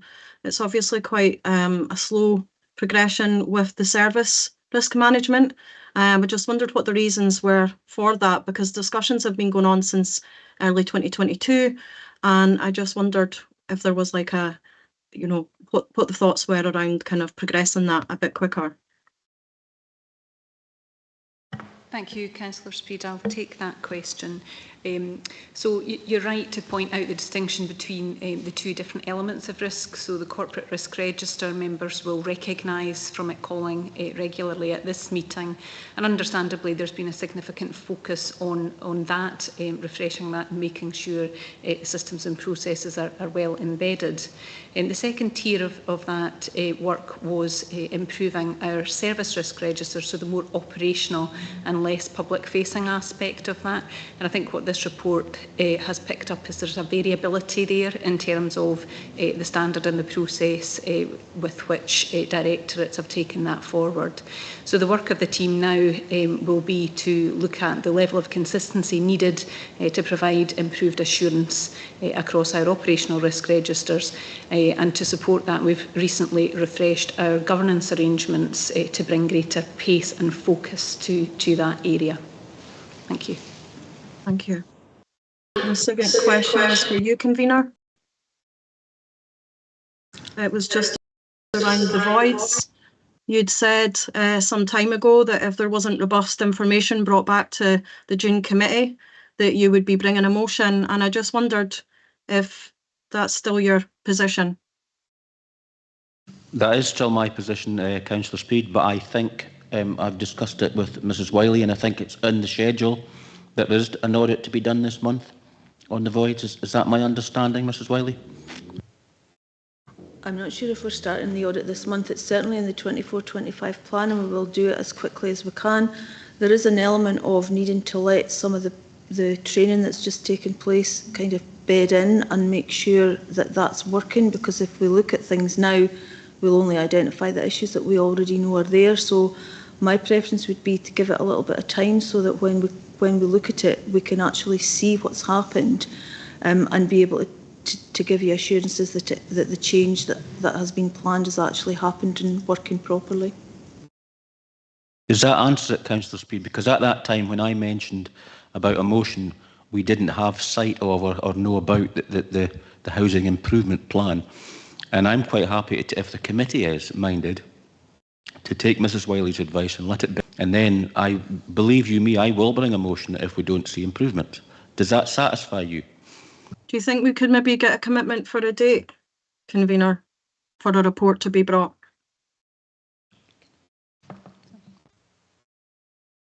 I wonder whether or not this matter might be intertwined with the housing improvement plan, which was scheduled, as members will know, to call at the recent Communities Committee and has now been rescheduled to the full council meeting. It may be that some of the actions in that particular plan may address some of the questions from this committee. So it may be worthwhile, I'd suggest, Chair, considering positions after that matter has called.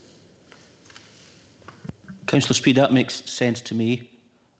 Okay. Let's hear it. What we discuss at full council, and then the committee can meet if you want to discuss that separately, and then we can speak to Mrs Wiley after that. Is that okay? Okay, thank you. And my mistake, I thought that the June was for the audit. The June was actually for the housing improvement plan coming out. That's where I got my June dates from. Thank you. Councillor Bell, a question. Yes, thank you, convener. It was actually on the housing void section as well. How far back did the audit go around the inaccurate data supplied to the Scottish Housing Regulator, and has there kind of been a duty of candour to them to let them know? Thanks. In terms of the audit, we didn't, because we've not audited the specifics of what's in the system, we've looked more at the guidance that's been issued to make sure that it's consistent with what the regulator's looking for.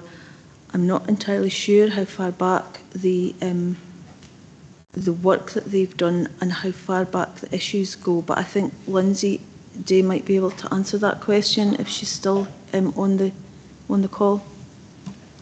Yeah, we suspect it dated back a couple of years when there was changes to an upgrade to a version of the reporting system, and because of the complexity of the report, that messed up the SQL that was developed to make the report. So we suspect that's when the error occurred, which was around 2 or 3 years ago, when the system was upgraded. But yeah, the Scottish Housing Regulator are aware, and they're engaging with us around the progress that we're making to address those inaccuracies. Okay, thank you. Anyone else? Any other questions? Councillor Devine, sorry you did ask.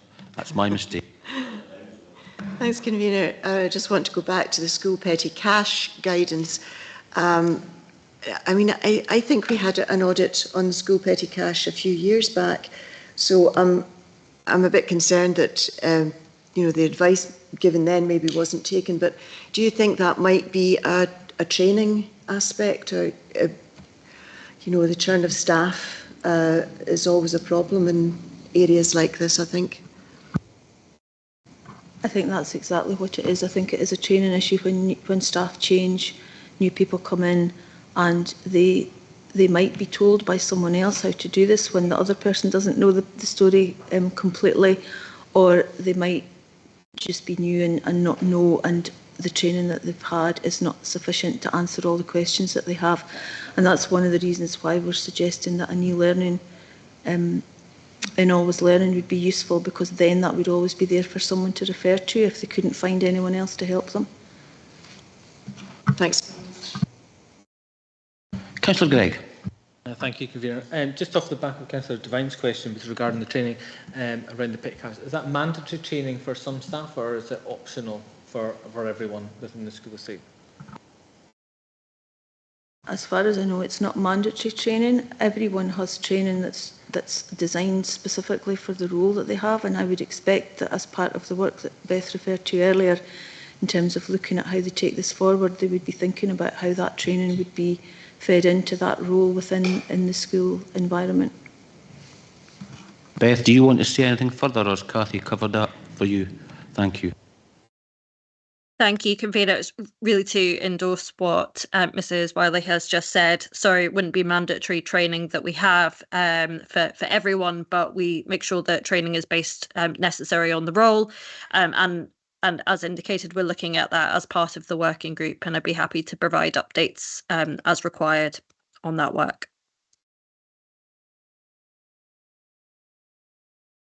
Thank you very much. Any other questions? Comments? No comments. Okay, well, there's two recommendations. Is this report agreed? Thank you very much. Members, agenda item number 7 is the corporate counter fraud review, and again Mrs Wiley will present this one. Thank you.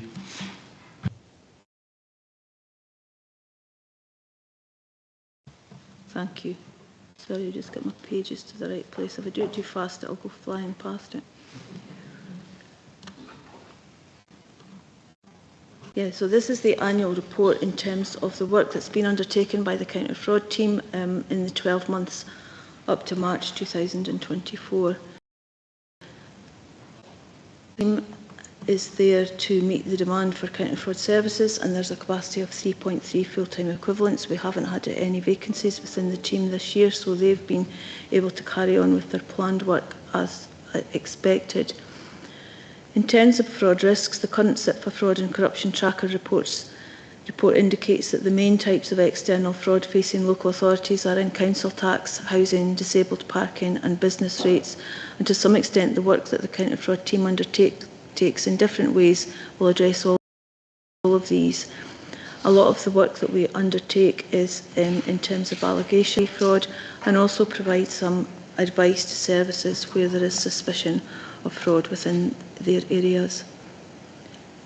In terms of employee and corporate fraud in the period, there were 21 investigations concluded.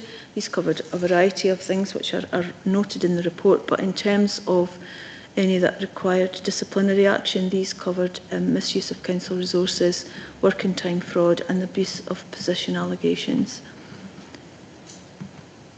In terms of council tax, we undertake proactive work looking at electronic comparison of different data sets, and that work has resulted this year in the removal of council tax discounts or exemptions that amount to £72,056. We take part in the National Fraud Initiative, and it's the counter fraud team who are involved in checking the matches that come from that work.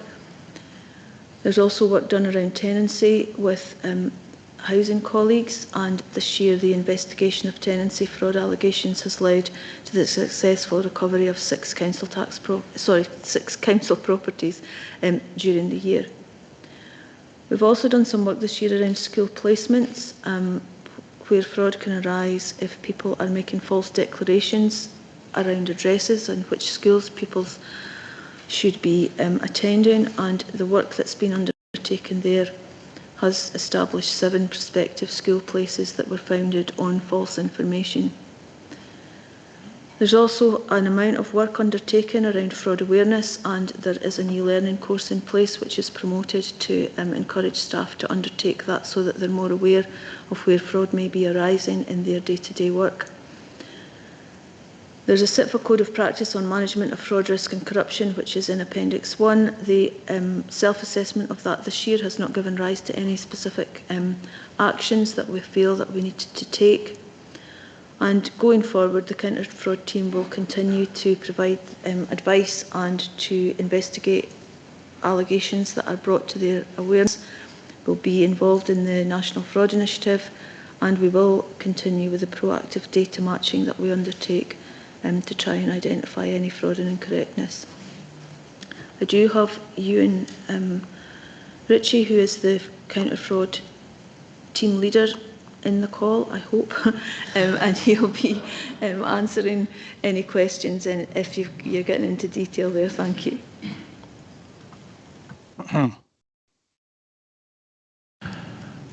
Okay, Councillor Doran, a question? Yep, thank you, convener. My question related to the cases of fraud identified of the school placements, and I just wondered what the outcome of that is. Does that result in children being moved schools, and how that comes about? And so just wanted a bit more commentary on that one, please. Thank you. Thank you for the question. Well, in answer to the moving children, it doesn't involve children being moved. What we do is we conduct our exercise for pupils who are either moving into primary 1 or are moving from primary 7 to S2, in order that any school placement that isn't justified can be prevented. We've not done any work so far and don't intend to do any work that would involve moving a child. Okay, thank you. So just to clarify, that work's done before they start the school. That's okay, right. Thank you. It's planned particularly to do that. Thanks. Councillor Bell, thank you. Thank you very much. Yeah, in relation to the council tax fraud, is there extra attention being applied to owners of second homes who might be trying to avoid the uplift?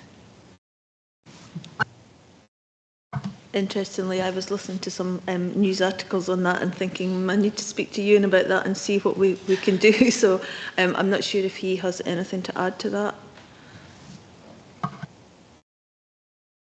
Yeah, only that we are aware of that as a potential difficulty. We've got a current case we're looking at where that is the alleged problem, and I'm aware that colleagues in other councils have been approaching this matter. So I'm looking forward to speaking with them in order that we can use all available methods in order to address any such allegations. Thank you. Councillor Gregg. Thank you, convener. Mrs. Wiley, with relation to 5.8 of the tenancy, it notes that we've had 6 council properties returned to us. What are the sort of the reasons behind that? Is it primarily because people are subletting properties, so they're living somewhere else, letting out their council property, then they've been found out? And if that's the case, what sort of happens after that? Because if there's a tenancy fraud, then I presume that there may be claiming other benefits, for example, a reduction in council tax and other things. So does that sort of investigation sort of then grow arms and legs, so to speak, and then there's fraud identified in other aspects because of that as well? Ask Ewan if he could answer that one, please. Yes, I can. Thank you. The 6 cases that were identified this year and cases we've identified in previous years have exclusively been instances of non-occupation of a council tenancy. So there aren't any particular associated frauds that would come along with that. If we would report to our colleagues in revenues who work in council tax and housing benefit in order that they can tie up any loose ends as far as that's concerned. I would say that as far as taking tenancy cases any further, local authorities in England and Wales are better served with statutory provision in order to take criminal action against these or report these to the prosecution authorities. But those pieces of legislation aren't available in Scotland. Certainly not currently.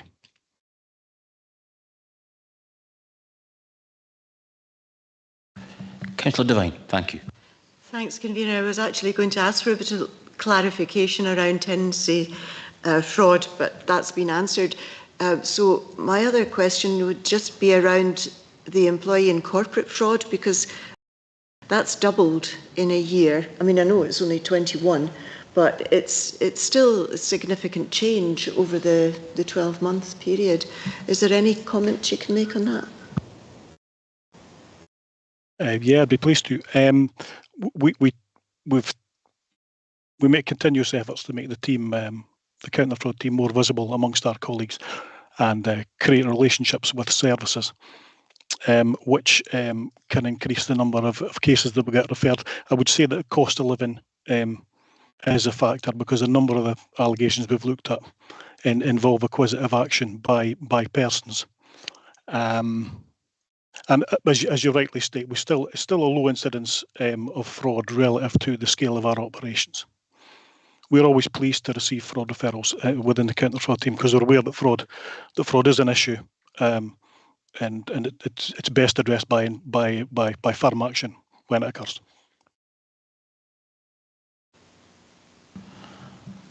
Okay, any other questions? Comments? No comments? Well, there's 2 recommendations here. Is this report agreed? Members, at this stage, can I ask you to agree to a 5-minute comfort recess, please? Thank you. John, can you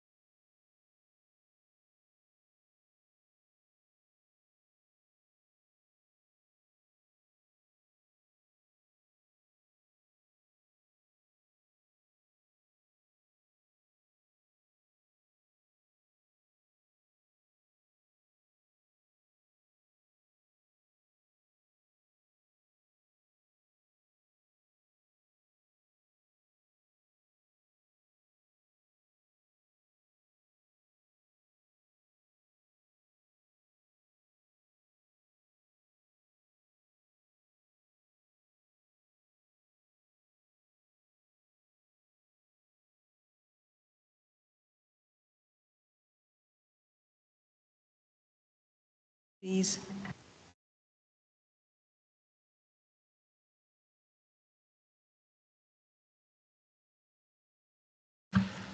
Okay, thank you for that, members. We'll now move on to agenda item number 8, which is the Internal Audit Annual Report and Review of Corporate Governance. And again, it's Mrs Wiley who will present this one. Thank you. Thank you, Convener.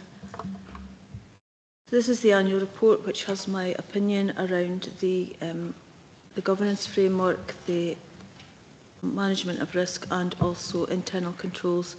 So at the bottom of page 129 and then going on to 130, I've got the opinion which is that the Council has a framework of controls in place that provide reasonable assurance regarding the organisation's governance framework, effective and efficient achievement of objectives and the management of key risks, and proper arrangements are in place to promote value for money. The local code of governance is adequate and updated each year, and that although there are areas for improvement, the code is complied with in all material respects. We've already discussed today the fact that there is some work that's required around risk management, but because the corporate risk management arrangements are reasonably good, I'm still able to give an assurance that there are reasonable arrangements in place around that.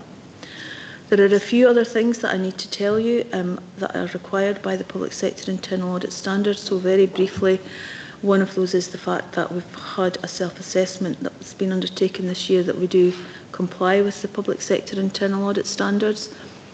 As part of complying with them, we need to have a programme of improvement for the service, and we do have an action plan which is in here with a couple of things that are going to be taken forward this year. But the big piece of work for us this year is going to be the fact that the Public Sector Internal Audit Standards will be updated this year to comply with the new global standards that came out in January 2024. We will need to apply the new standards for public sector by April 2025, so there'll be a fair bit of work this year just to make sure that the processes and procedures that we have in place are still compliant with the new standards. We know that there are some areas where we will need to change what we do, but we're just waiting to see how far the public sector standards conform with the global standards before we move on that, because we don't want to do work if we don't need to in terms of some of the changes that the global standards have implemented this year. There are a couple of other things just to draw your attention to. One is in terms of assessing the level of assurance, I don't just take into consideration the internal audit work that's been done.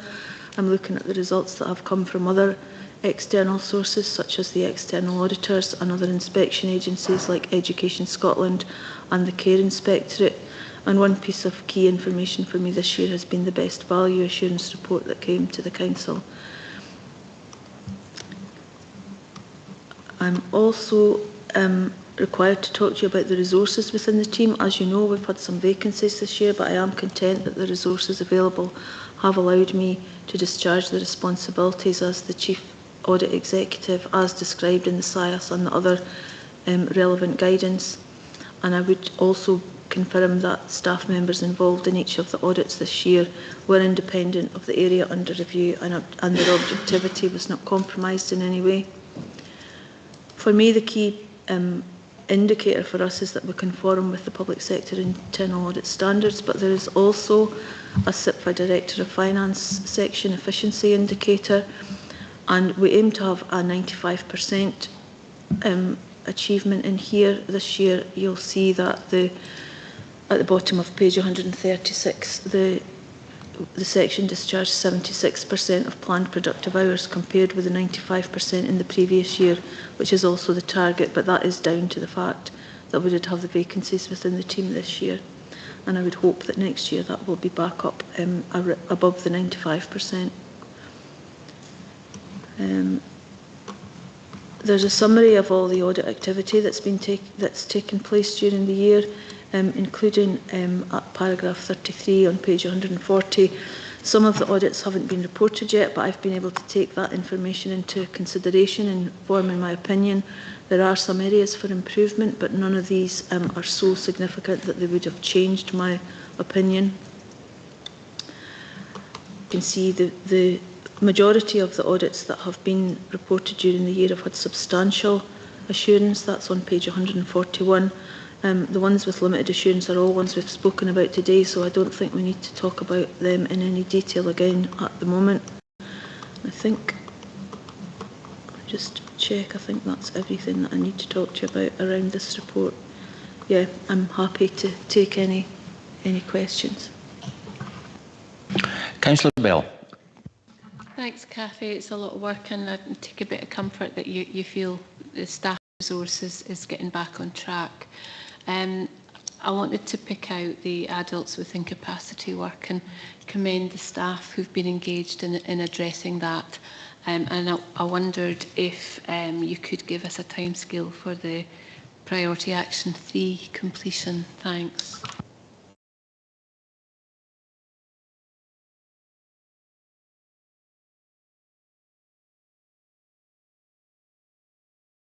Oh, sorry. Yeah. Yes, have I not included that in here? Sorry, I can't remember what the time frame for that is, but I'll find that out for you. We are actually in the process at the moment of undertaking, as part of the work, we said we would do a full follow-up on that because it was a no assurance report last year. So that work is now planned, and I think it has started. So we should, I'm hoping that we'll be able to bring that to the September committee, but it might be the one after that.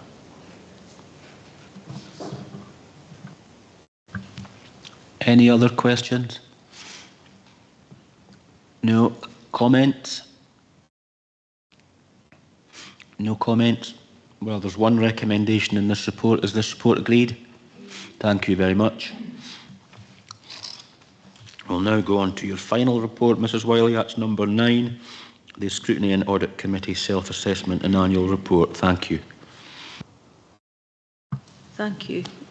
This report, as you will have seen in previous years, summarises the work of the committee, and it also includes the results from the self-assessment that was undertaken earlier in the year and the meeting that was held in March. I don't think there's anything in particular that I need to comment on because it summarises some of the stuff that we've already been speaking about today, but I'm happy to answer any questions if you have any. Thank you very much. Any questions? Councillor Bell, thank you.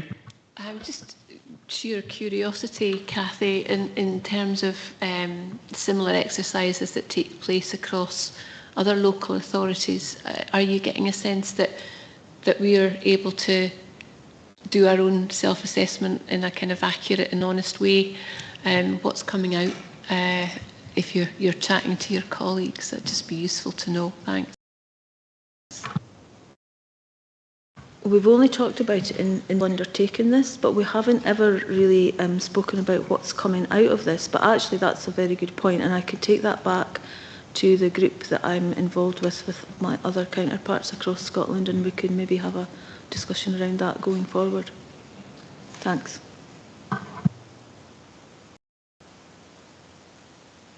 Councillor Dorn, question? Yeah, thank you. It's been useful to have all the discussions that we have had as we're putting it together as well. But there was just one thing that I noted that we discussed. I don't know if it comes under the report or whether it would be noted under the report. But it was just that we had discussions around follow-up after meetings, to councillors of questions that we had asked, and whether that's needs to be recorded into the report or is recorded elsewhere as an action to take forward. Thanks.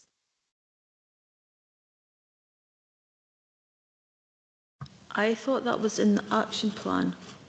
I'll just have a quick look. It may be, and I've missed it. Or it may have been in a different action plan.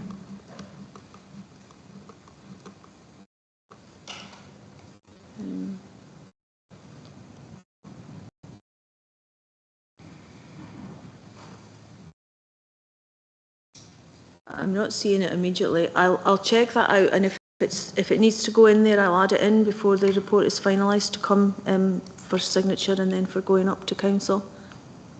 That'd be great. Thank you. Thank you. Mrs Wiley, this is one I've maybe missed as well, but the second recommendation it's got here, agree to revise the date for the training action to be delivered to March 2025 and update this for the final report. Is there a proposed revised date, or is that a typo? Sorry, which page is that on? The very first page, Cathy, agenda in the recommendation.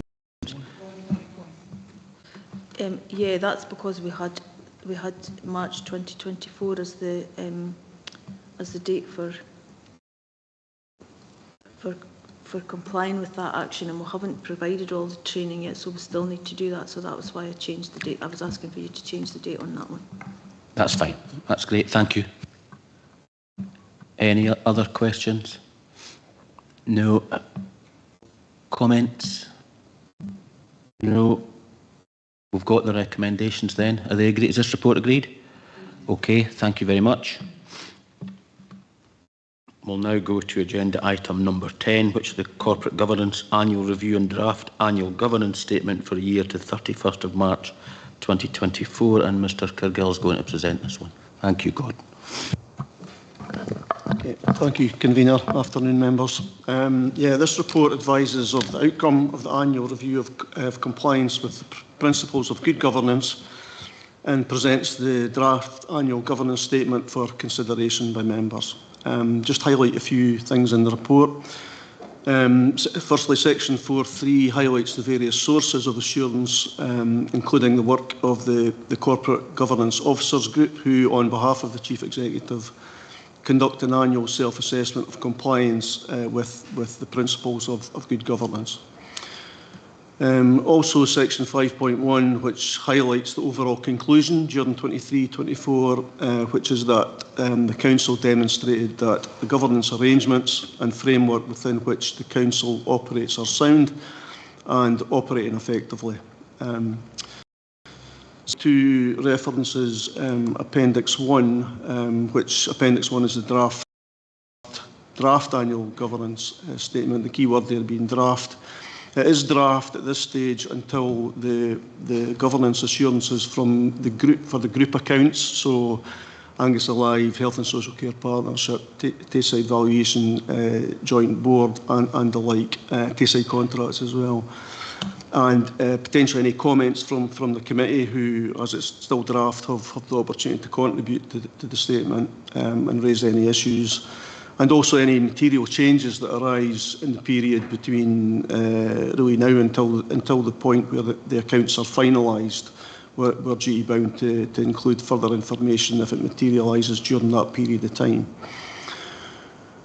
So going on, Appendix 1 really covers the draft annual governance statement, which is quite extensive, covers the assurance framework, key matters worth highlighting in that, and also it does identify areas that have been identified through the review process for improvement, and that also covers some of the things that have been mentioned this afternoon, raised by Cathy through her audit process. Appendix 2 is the actual action plan, the updated action plan, which is basically pulled out from the governance statement in terms of the actions that we will be progressing. Some are ones that are already been progress. The one I would mention that's highlighted in red relates to procurement training plans, which was actually raised as part of an external audit previously. What I would say is that the work, speaking to colleagues on that, work is now well advanced in terms of the planning for the training, and there is actually information, more detailed information contained now within the governance statement itself around how that will be delivered in 3 phases. So there is now more assurance around that, even though it's at red status. Appendix 3 is the best value summary, which is going back to our best value audit, which took place in 2022. So there was a number of recommendations and actions that emerged from that, and we're now at a stage where there really is only one outstanding action, which is in relation to the place framework for Angus. There's lots of background work that's been done in relation to that, good progress, and it's now at a further stage of development, and I think we'll be coming forward from colleagues in the Communities Directorate in terms of how that will be progressed in the not too distant future. Finally, in the Appendix 4, we have last year there was a best value thematic audit on leadership of priorities in the council. Two of the actions that remain outstanding there relate to the digital strategy, which I think is at red, and also workforce plans. The digital strategy, again, is well advanced. I know Andrew Howe had been trying to dovetail with Scottish Government progress on their update to their digital strategy, but I believe that's taken a bit longer. So Andrew will be bringing back the updated council digital strategy to committee, I think, after the recess. In terms of workforce plans, these have also been advanced by Linda Thompson and her team during the course of the year, and again are at an advanced stage with dialogue with all directorates in relation to that. And just for further assurance on that workforce planning side of things, there is also currently Audit Scotland are carrying out a best value thematic audit across all councils in this area, workforce innovation. And there will be a report coming back to members on that workforce planning report from Audit Scotland, which will be after the summer recess as well, probably August or September time. We should have that available to share with members. That's really the bits I wanted to highlight, but happy to take any questions. Thank you. Councillor Devine, thank you. Thank you. Thanks, Gordon. It was just the procurement training plans on page 180. Is there an extended date for completion? It hasn't been put in here, whereas we've got other extended completion dates for other red ones. Yeah, apologies for that, Councillor Devine. I think there isn't a completion date per se at the moment. I can find that out from Alison Gallagher, who's the procurement manager, but I do know that it's on their commitments to take forward, imminently. But we can find out the completion date and get that information for you. Thanks. I would imagine it is. Councillor Bell. Thank you, Convener. Thanks, Gordon. There was a lot in there, and I kind of started at the top of page 168 around unforeseen events and just how well Angus has performed in handling everything that has been thrown at them, and it's a source of enormous pride to me that the council performs well in conjunction with all our partnerships, and it's that approach to partnership that is the magic element, I think. And it linked for me around page 187 in the workforce plans around succession planning, and you can maybe see where I'm heading with that in terms of transfer of skills, knowledge, and that institutional understanding around when people move on. And I guess I'm just looking for a wee bit more narrative around how that's being delivered in the different service areas and the ones that are prominent in my mind that you may be able to intuit. Thank you. Thanks for the question, and I know that the conversations that have taken place between our Linda Thompson and her team and our directors have been into those very kind of discussions around the risks around that. And you'll maybe note from the action plan that we've actually mentioned that as part of the corporate risk register update, that is an area that we're looking to include within the corporate risk register so that we can be on top of that. I don't know the specifics, but I might want to bring in Linda Thompson, who I think is on the call, and she might have a bit more information that she's able to give to you on that one. Linda?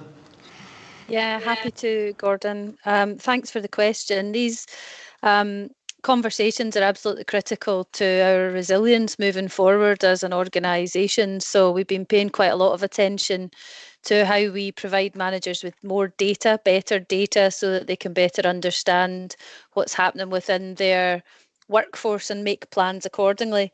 So in relation to succession planning, we've got a number of different programmes in place to help us develop the supply into the organisation and that retention of knowledge and expertise as people move on. There are lots of different plans in there. Part of it is about leadership, about how we try and provide a more sustainable approach to the way that we plan for our workforce. So historically, we might have had lots of specialist posts and been able to afford to put people into really discrete teams. And as budgets become tighter, we're having to change the way that we design our services. So we have lots of service reviews ongoing and change the way we design roles and design the work that people do. So the sort of high focus on digitization and automation where we can do that, where it works for our customers, and our ability to then redeploy people into different aspects of the organisation. There really is an enormous breadth of work going on. One of the things that services reported is having a huge impact, a positive impact, is the introduction of more career grade posts.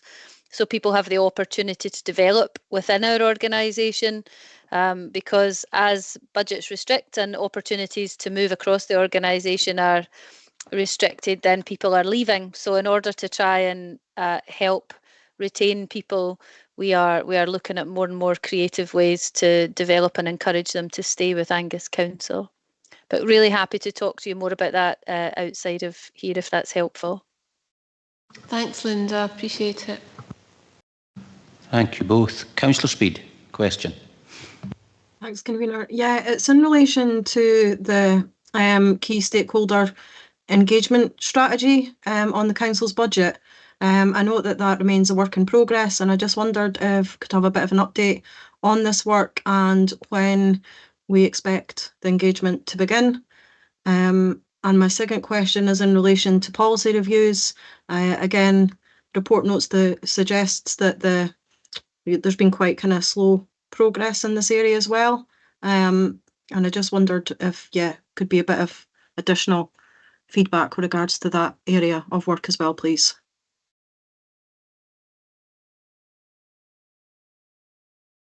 Convener, if I can come in, I seem to be in a number of different seats today.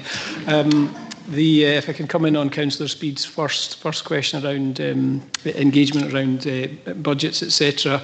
We've actually begun. I've got another discussion with colleagues next week.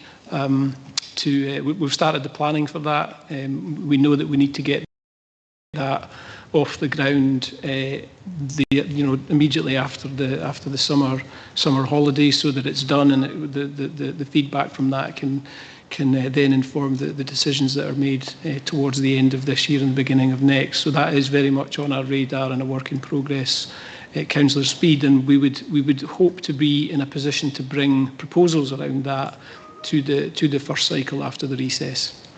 I was on the move and I didn't really hear what the second question was, and I don't even know if it's for me. Yeah, I can come in on the second question, Councillor Speed. This was, I think you've maybe picked this up from the action plan, which is on page 181. Yeah. No, so when we did our annual review of the questionnaires that come back from each director with their responses, we identified an area of sort of consistent sort of weakness that we thought could do with improvement around just making sure policies are all visible, we'll have a full list of them and they're all kept up to date and relevant. So we felt there was a bit of tightening up required in that area, so we've put in that action to look at this year, and myself and Alison Watson will lead on that work to take that forward. So hopefully that gives you some assurance around that. Yep, thanks Gordon, thanks Ian. Thank you all. Any further questions? No comments? Okay, we have the recommendations in front of us. Is this report agreed? Thank you very much. We'll now go on to agenda item number 11, which is the Corporate Governance Local Code of Corporate Governance 2024, and Mr. Cagill will also present this one. Thank you.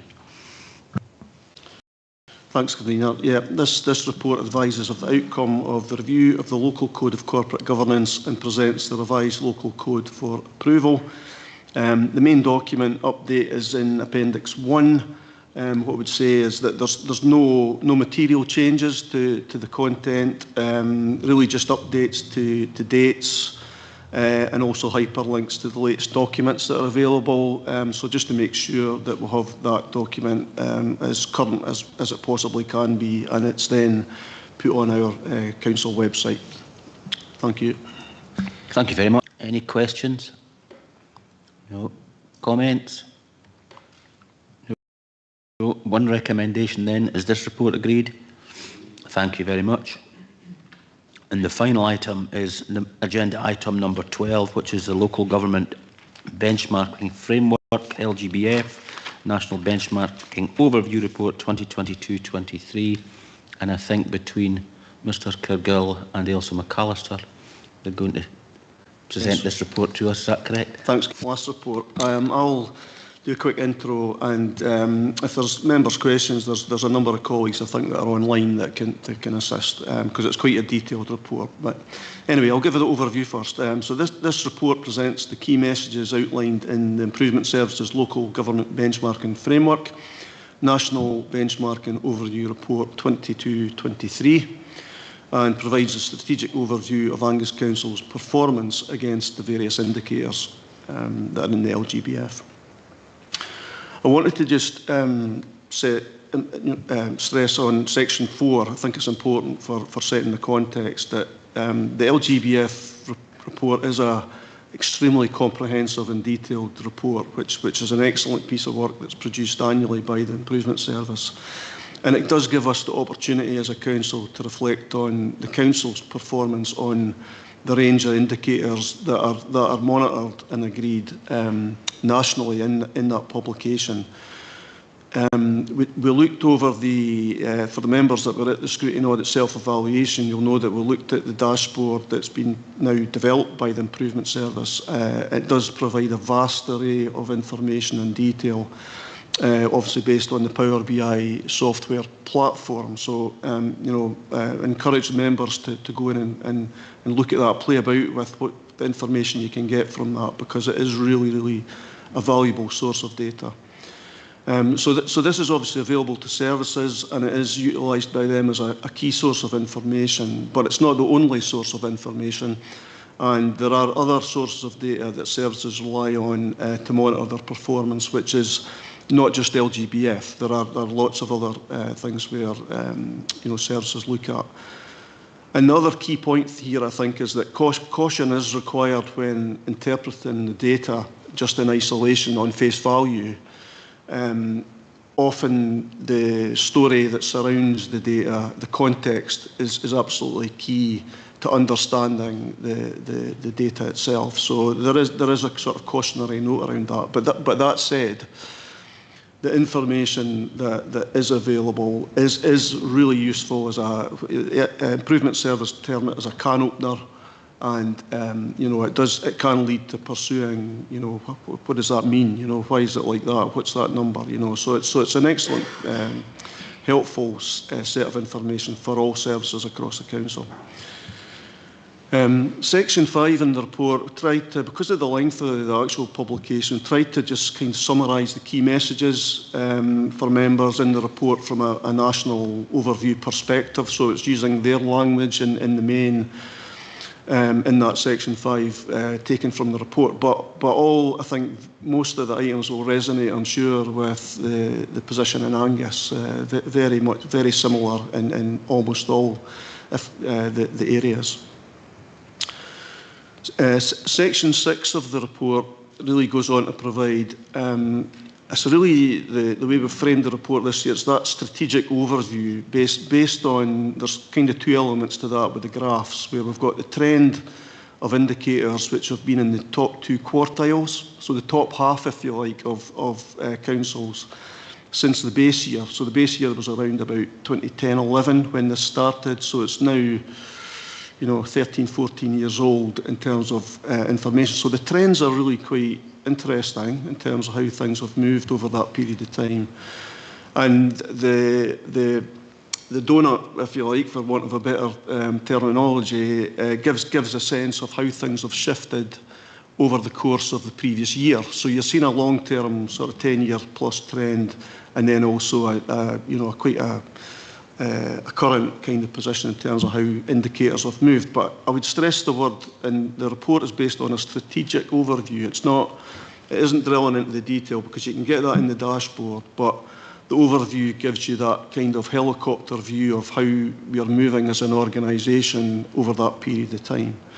So the main body gives that overview around the overall performance, the quality measures, cost, satisfaction, financial sustainability measures, and then Appendix 1 basically goes on to give more information around the 8 service groupings that the LGBF use to categorise the various indicators, which it's over around about 100 indicators that they use. So an enormous amount of detail that sits behind this, as I've said, and the link is there to the Power BI dashboard and also the report. And we've been bringing this report to Scrutiny Audit now for, I think, the past 3 or 4 years, and I think it's a really important publication and piece of information to ensure that it's shared with councillors and the public, and they have awareness of that data. As I said at the outset, because of the volume of information in it and the detail around service areas, there's a number of colleagues who are on the call who can help me with any questions of detail, and I'll open it up through yourself, Chair, to that question. Thank you, Gordon. Councillor Bell. Thank you, Convener, and thank you, Gordon and team, for this. Obviously, I'm aware that the Chief Exec, the Directors, Chief Officer of the Health and Social Care Partnership and Angus Alive have been consulted in this.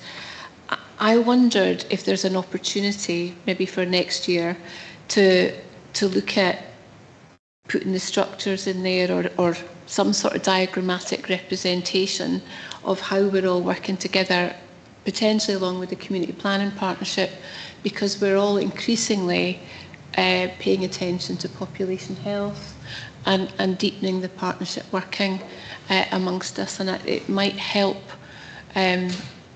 readers, casual readers, to understand just exactly how we organise and how we work together. It just might be something to think about, if that's possible, please. Yeah, thanks, Councillor Bell. Happy to take that on board. And I mean, the only point I'd make around that is that we do bring, this is only one of our performance reports, we do bring the annual council plan performance report back to members normally around September time, and we could include that information there. But if you think it's helpful here too, there's no harm in including that, so happy to do that. If it's being done for that, then it would be good for consistency, I think, to have it represented. It ties things up for people. Thanks. Thank you. Councillor Gregg. Thank you, Convener. My question is in reference to page 207 on the combined papers, with specifically looking at the housing services. So it's got written in the commentary that the overall percentage of indicators in the top 2 quartiles have decreased significantly from 20% in 2010-11 to 0 in the most recent year, which is obviously concerning. I know there are some bits coming to full council next week to help sort of fix perhaps some of these issues, but do we have any sense of an idea as to why and the causes as to what caused that significant decrease from 20 down to 0%? Yeah, thanks, Councillor Gregg, and I could maybe bring in my colleague from Housing, Lindsay Daves, who's still on the call, but I think, the only thing I would say, from my perspective on that, is obviously these indicators are only part of the picture, probably from the housing perspective, and I wouldn't like to comment on the underlying cause, so maybe hand over to Lindsay just on that if she has more information. Yeah, so I think, got the feedback there. So yeah, the improvement plan sets sets out, that's coming to committee next week, does set out the background to the performance reported last year, and we've updated the performance again for this year, so we are seeing improvements across those indicators, and we recognise that the performance last year has really been as a result of a number of different factors, including the storm, impact from the storm, but as well as that, there was issues in relation to a service review that was undertaken, issues with repairs contractors, and various other issues that are recognised nationally as well. I think our position in Angus was slightly different, given a service review that was undertaken just before the pandemic, and some concerns resulting from that. So the improvement plan does address the performance issues, but we are seeing improvements across those indicators for this year's performance report, and so across all of those indicators we have seen improvements, which the performance is detailed within the plan that's coming to committee next week.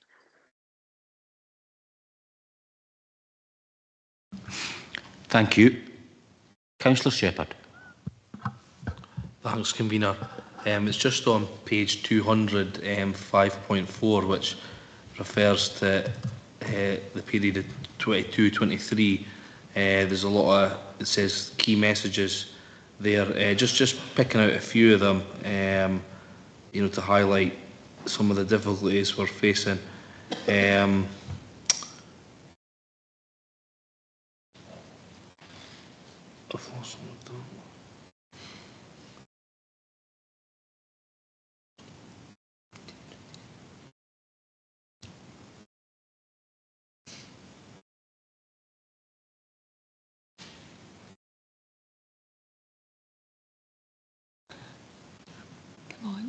Yeah, sorry, Convener. Just give me a second here.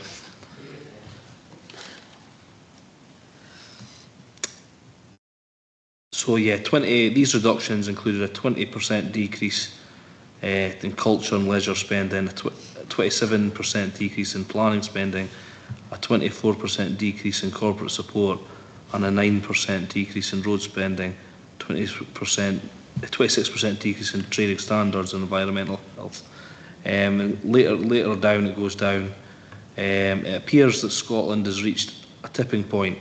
The rate of decline has overtaken the rate of improvement, 45% and 43% respectively. It is apparent that given the deepening financial, fiscal, workforce and demand pressures facing the sector, councils are having to make increasingly difficult decisions about the shape and level of service delivery, and these are beginning to have a clear impact on service and performance. I've just reading that out just to, you know, highlight how we'll have to come here and make those tough decisions, and there's a lot of summing that up there. But the reason I'm asking a question on this is the report before that says, however, point 5 is, however, in terms of overall council service performance across Scotland, the long-term picture remains positive.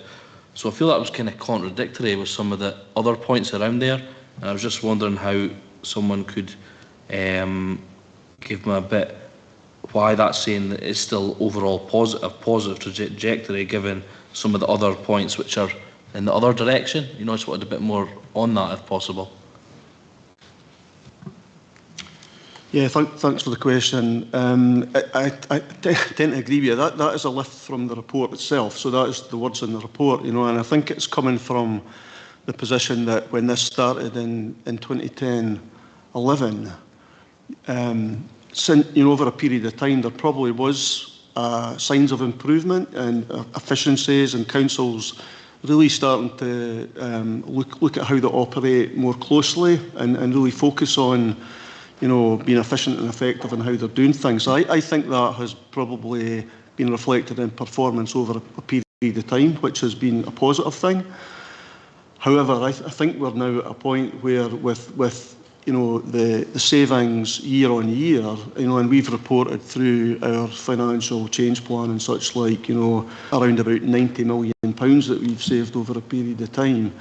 I think we're that tipping point of where the decisions we're now taking are that is having an impact on the performance of, and this is a national report, so I think across Scotland we're now seeing the performance of local government really under strain and pressure through the financial resources that are available.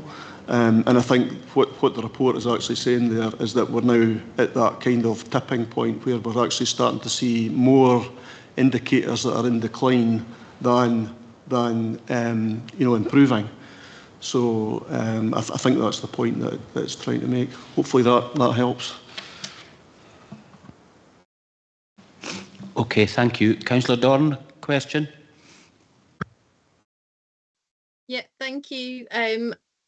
This report is a good one. Lots of different aspects of how councils have to work, including the working with partners, but overarching picture and the sheer size of the challenge facing councils at the minute.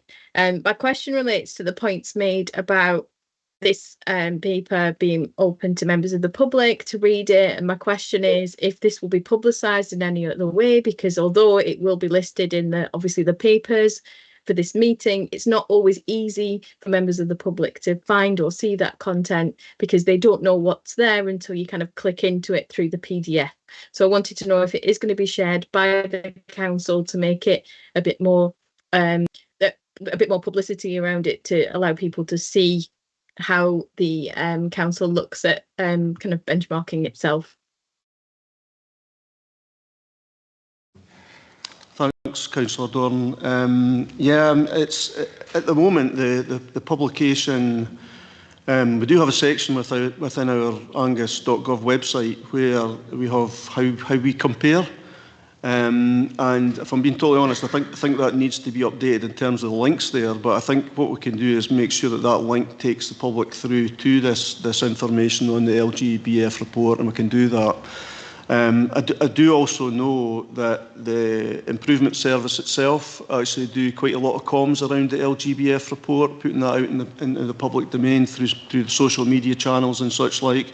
So it's available through that, and certainly. I'm happy to speak to our comms team as well, just to see if there's other avenues that we could use to make that more publicly available too, if that would be helpful.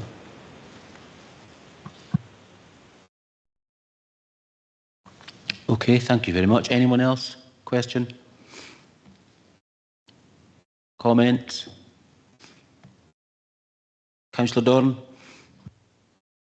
A comment. I'm just going to make this comment relating to the last kind of piece of information that's given on page 208, right at the end of the report, which relates to performances on tackling climate change, and relating to the fact that from what I can see on the line that's given, it looks pretty kind of static across the indicators relating to tackling climate change, and just to voice like councils need to be empowered to do more around this, and we should be taking more action to make sure that we are doing a bit more there. Okay, thank you very much. Anyone else? Okay, there are 2 recommendations in this report. Is this report agreed? Thank you very much, and that brings the meeting to an end. Thank you all for your attendance and contribution today. This is the last one before the recess. Have a good summer and holidays if you're going away, but I'll see most of you next week at full council. Thank you very much. John, can you stop the live?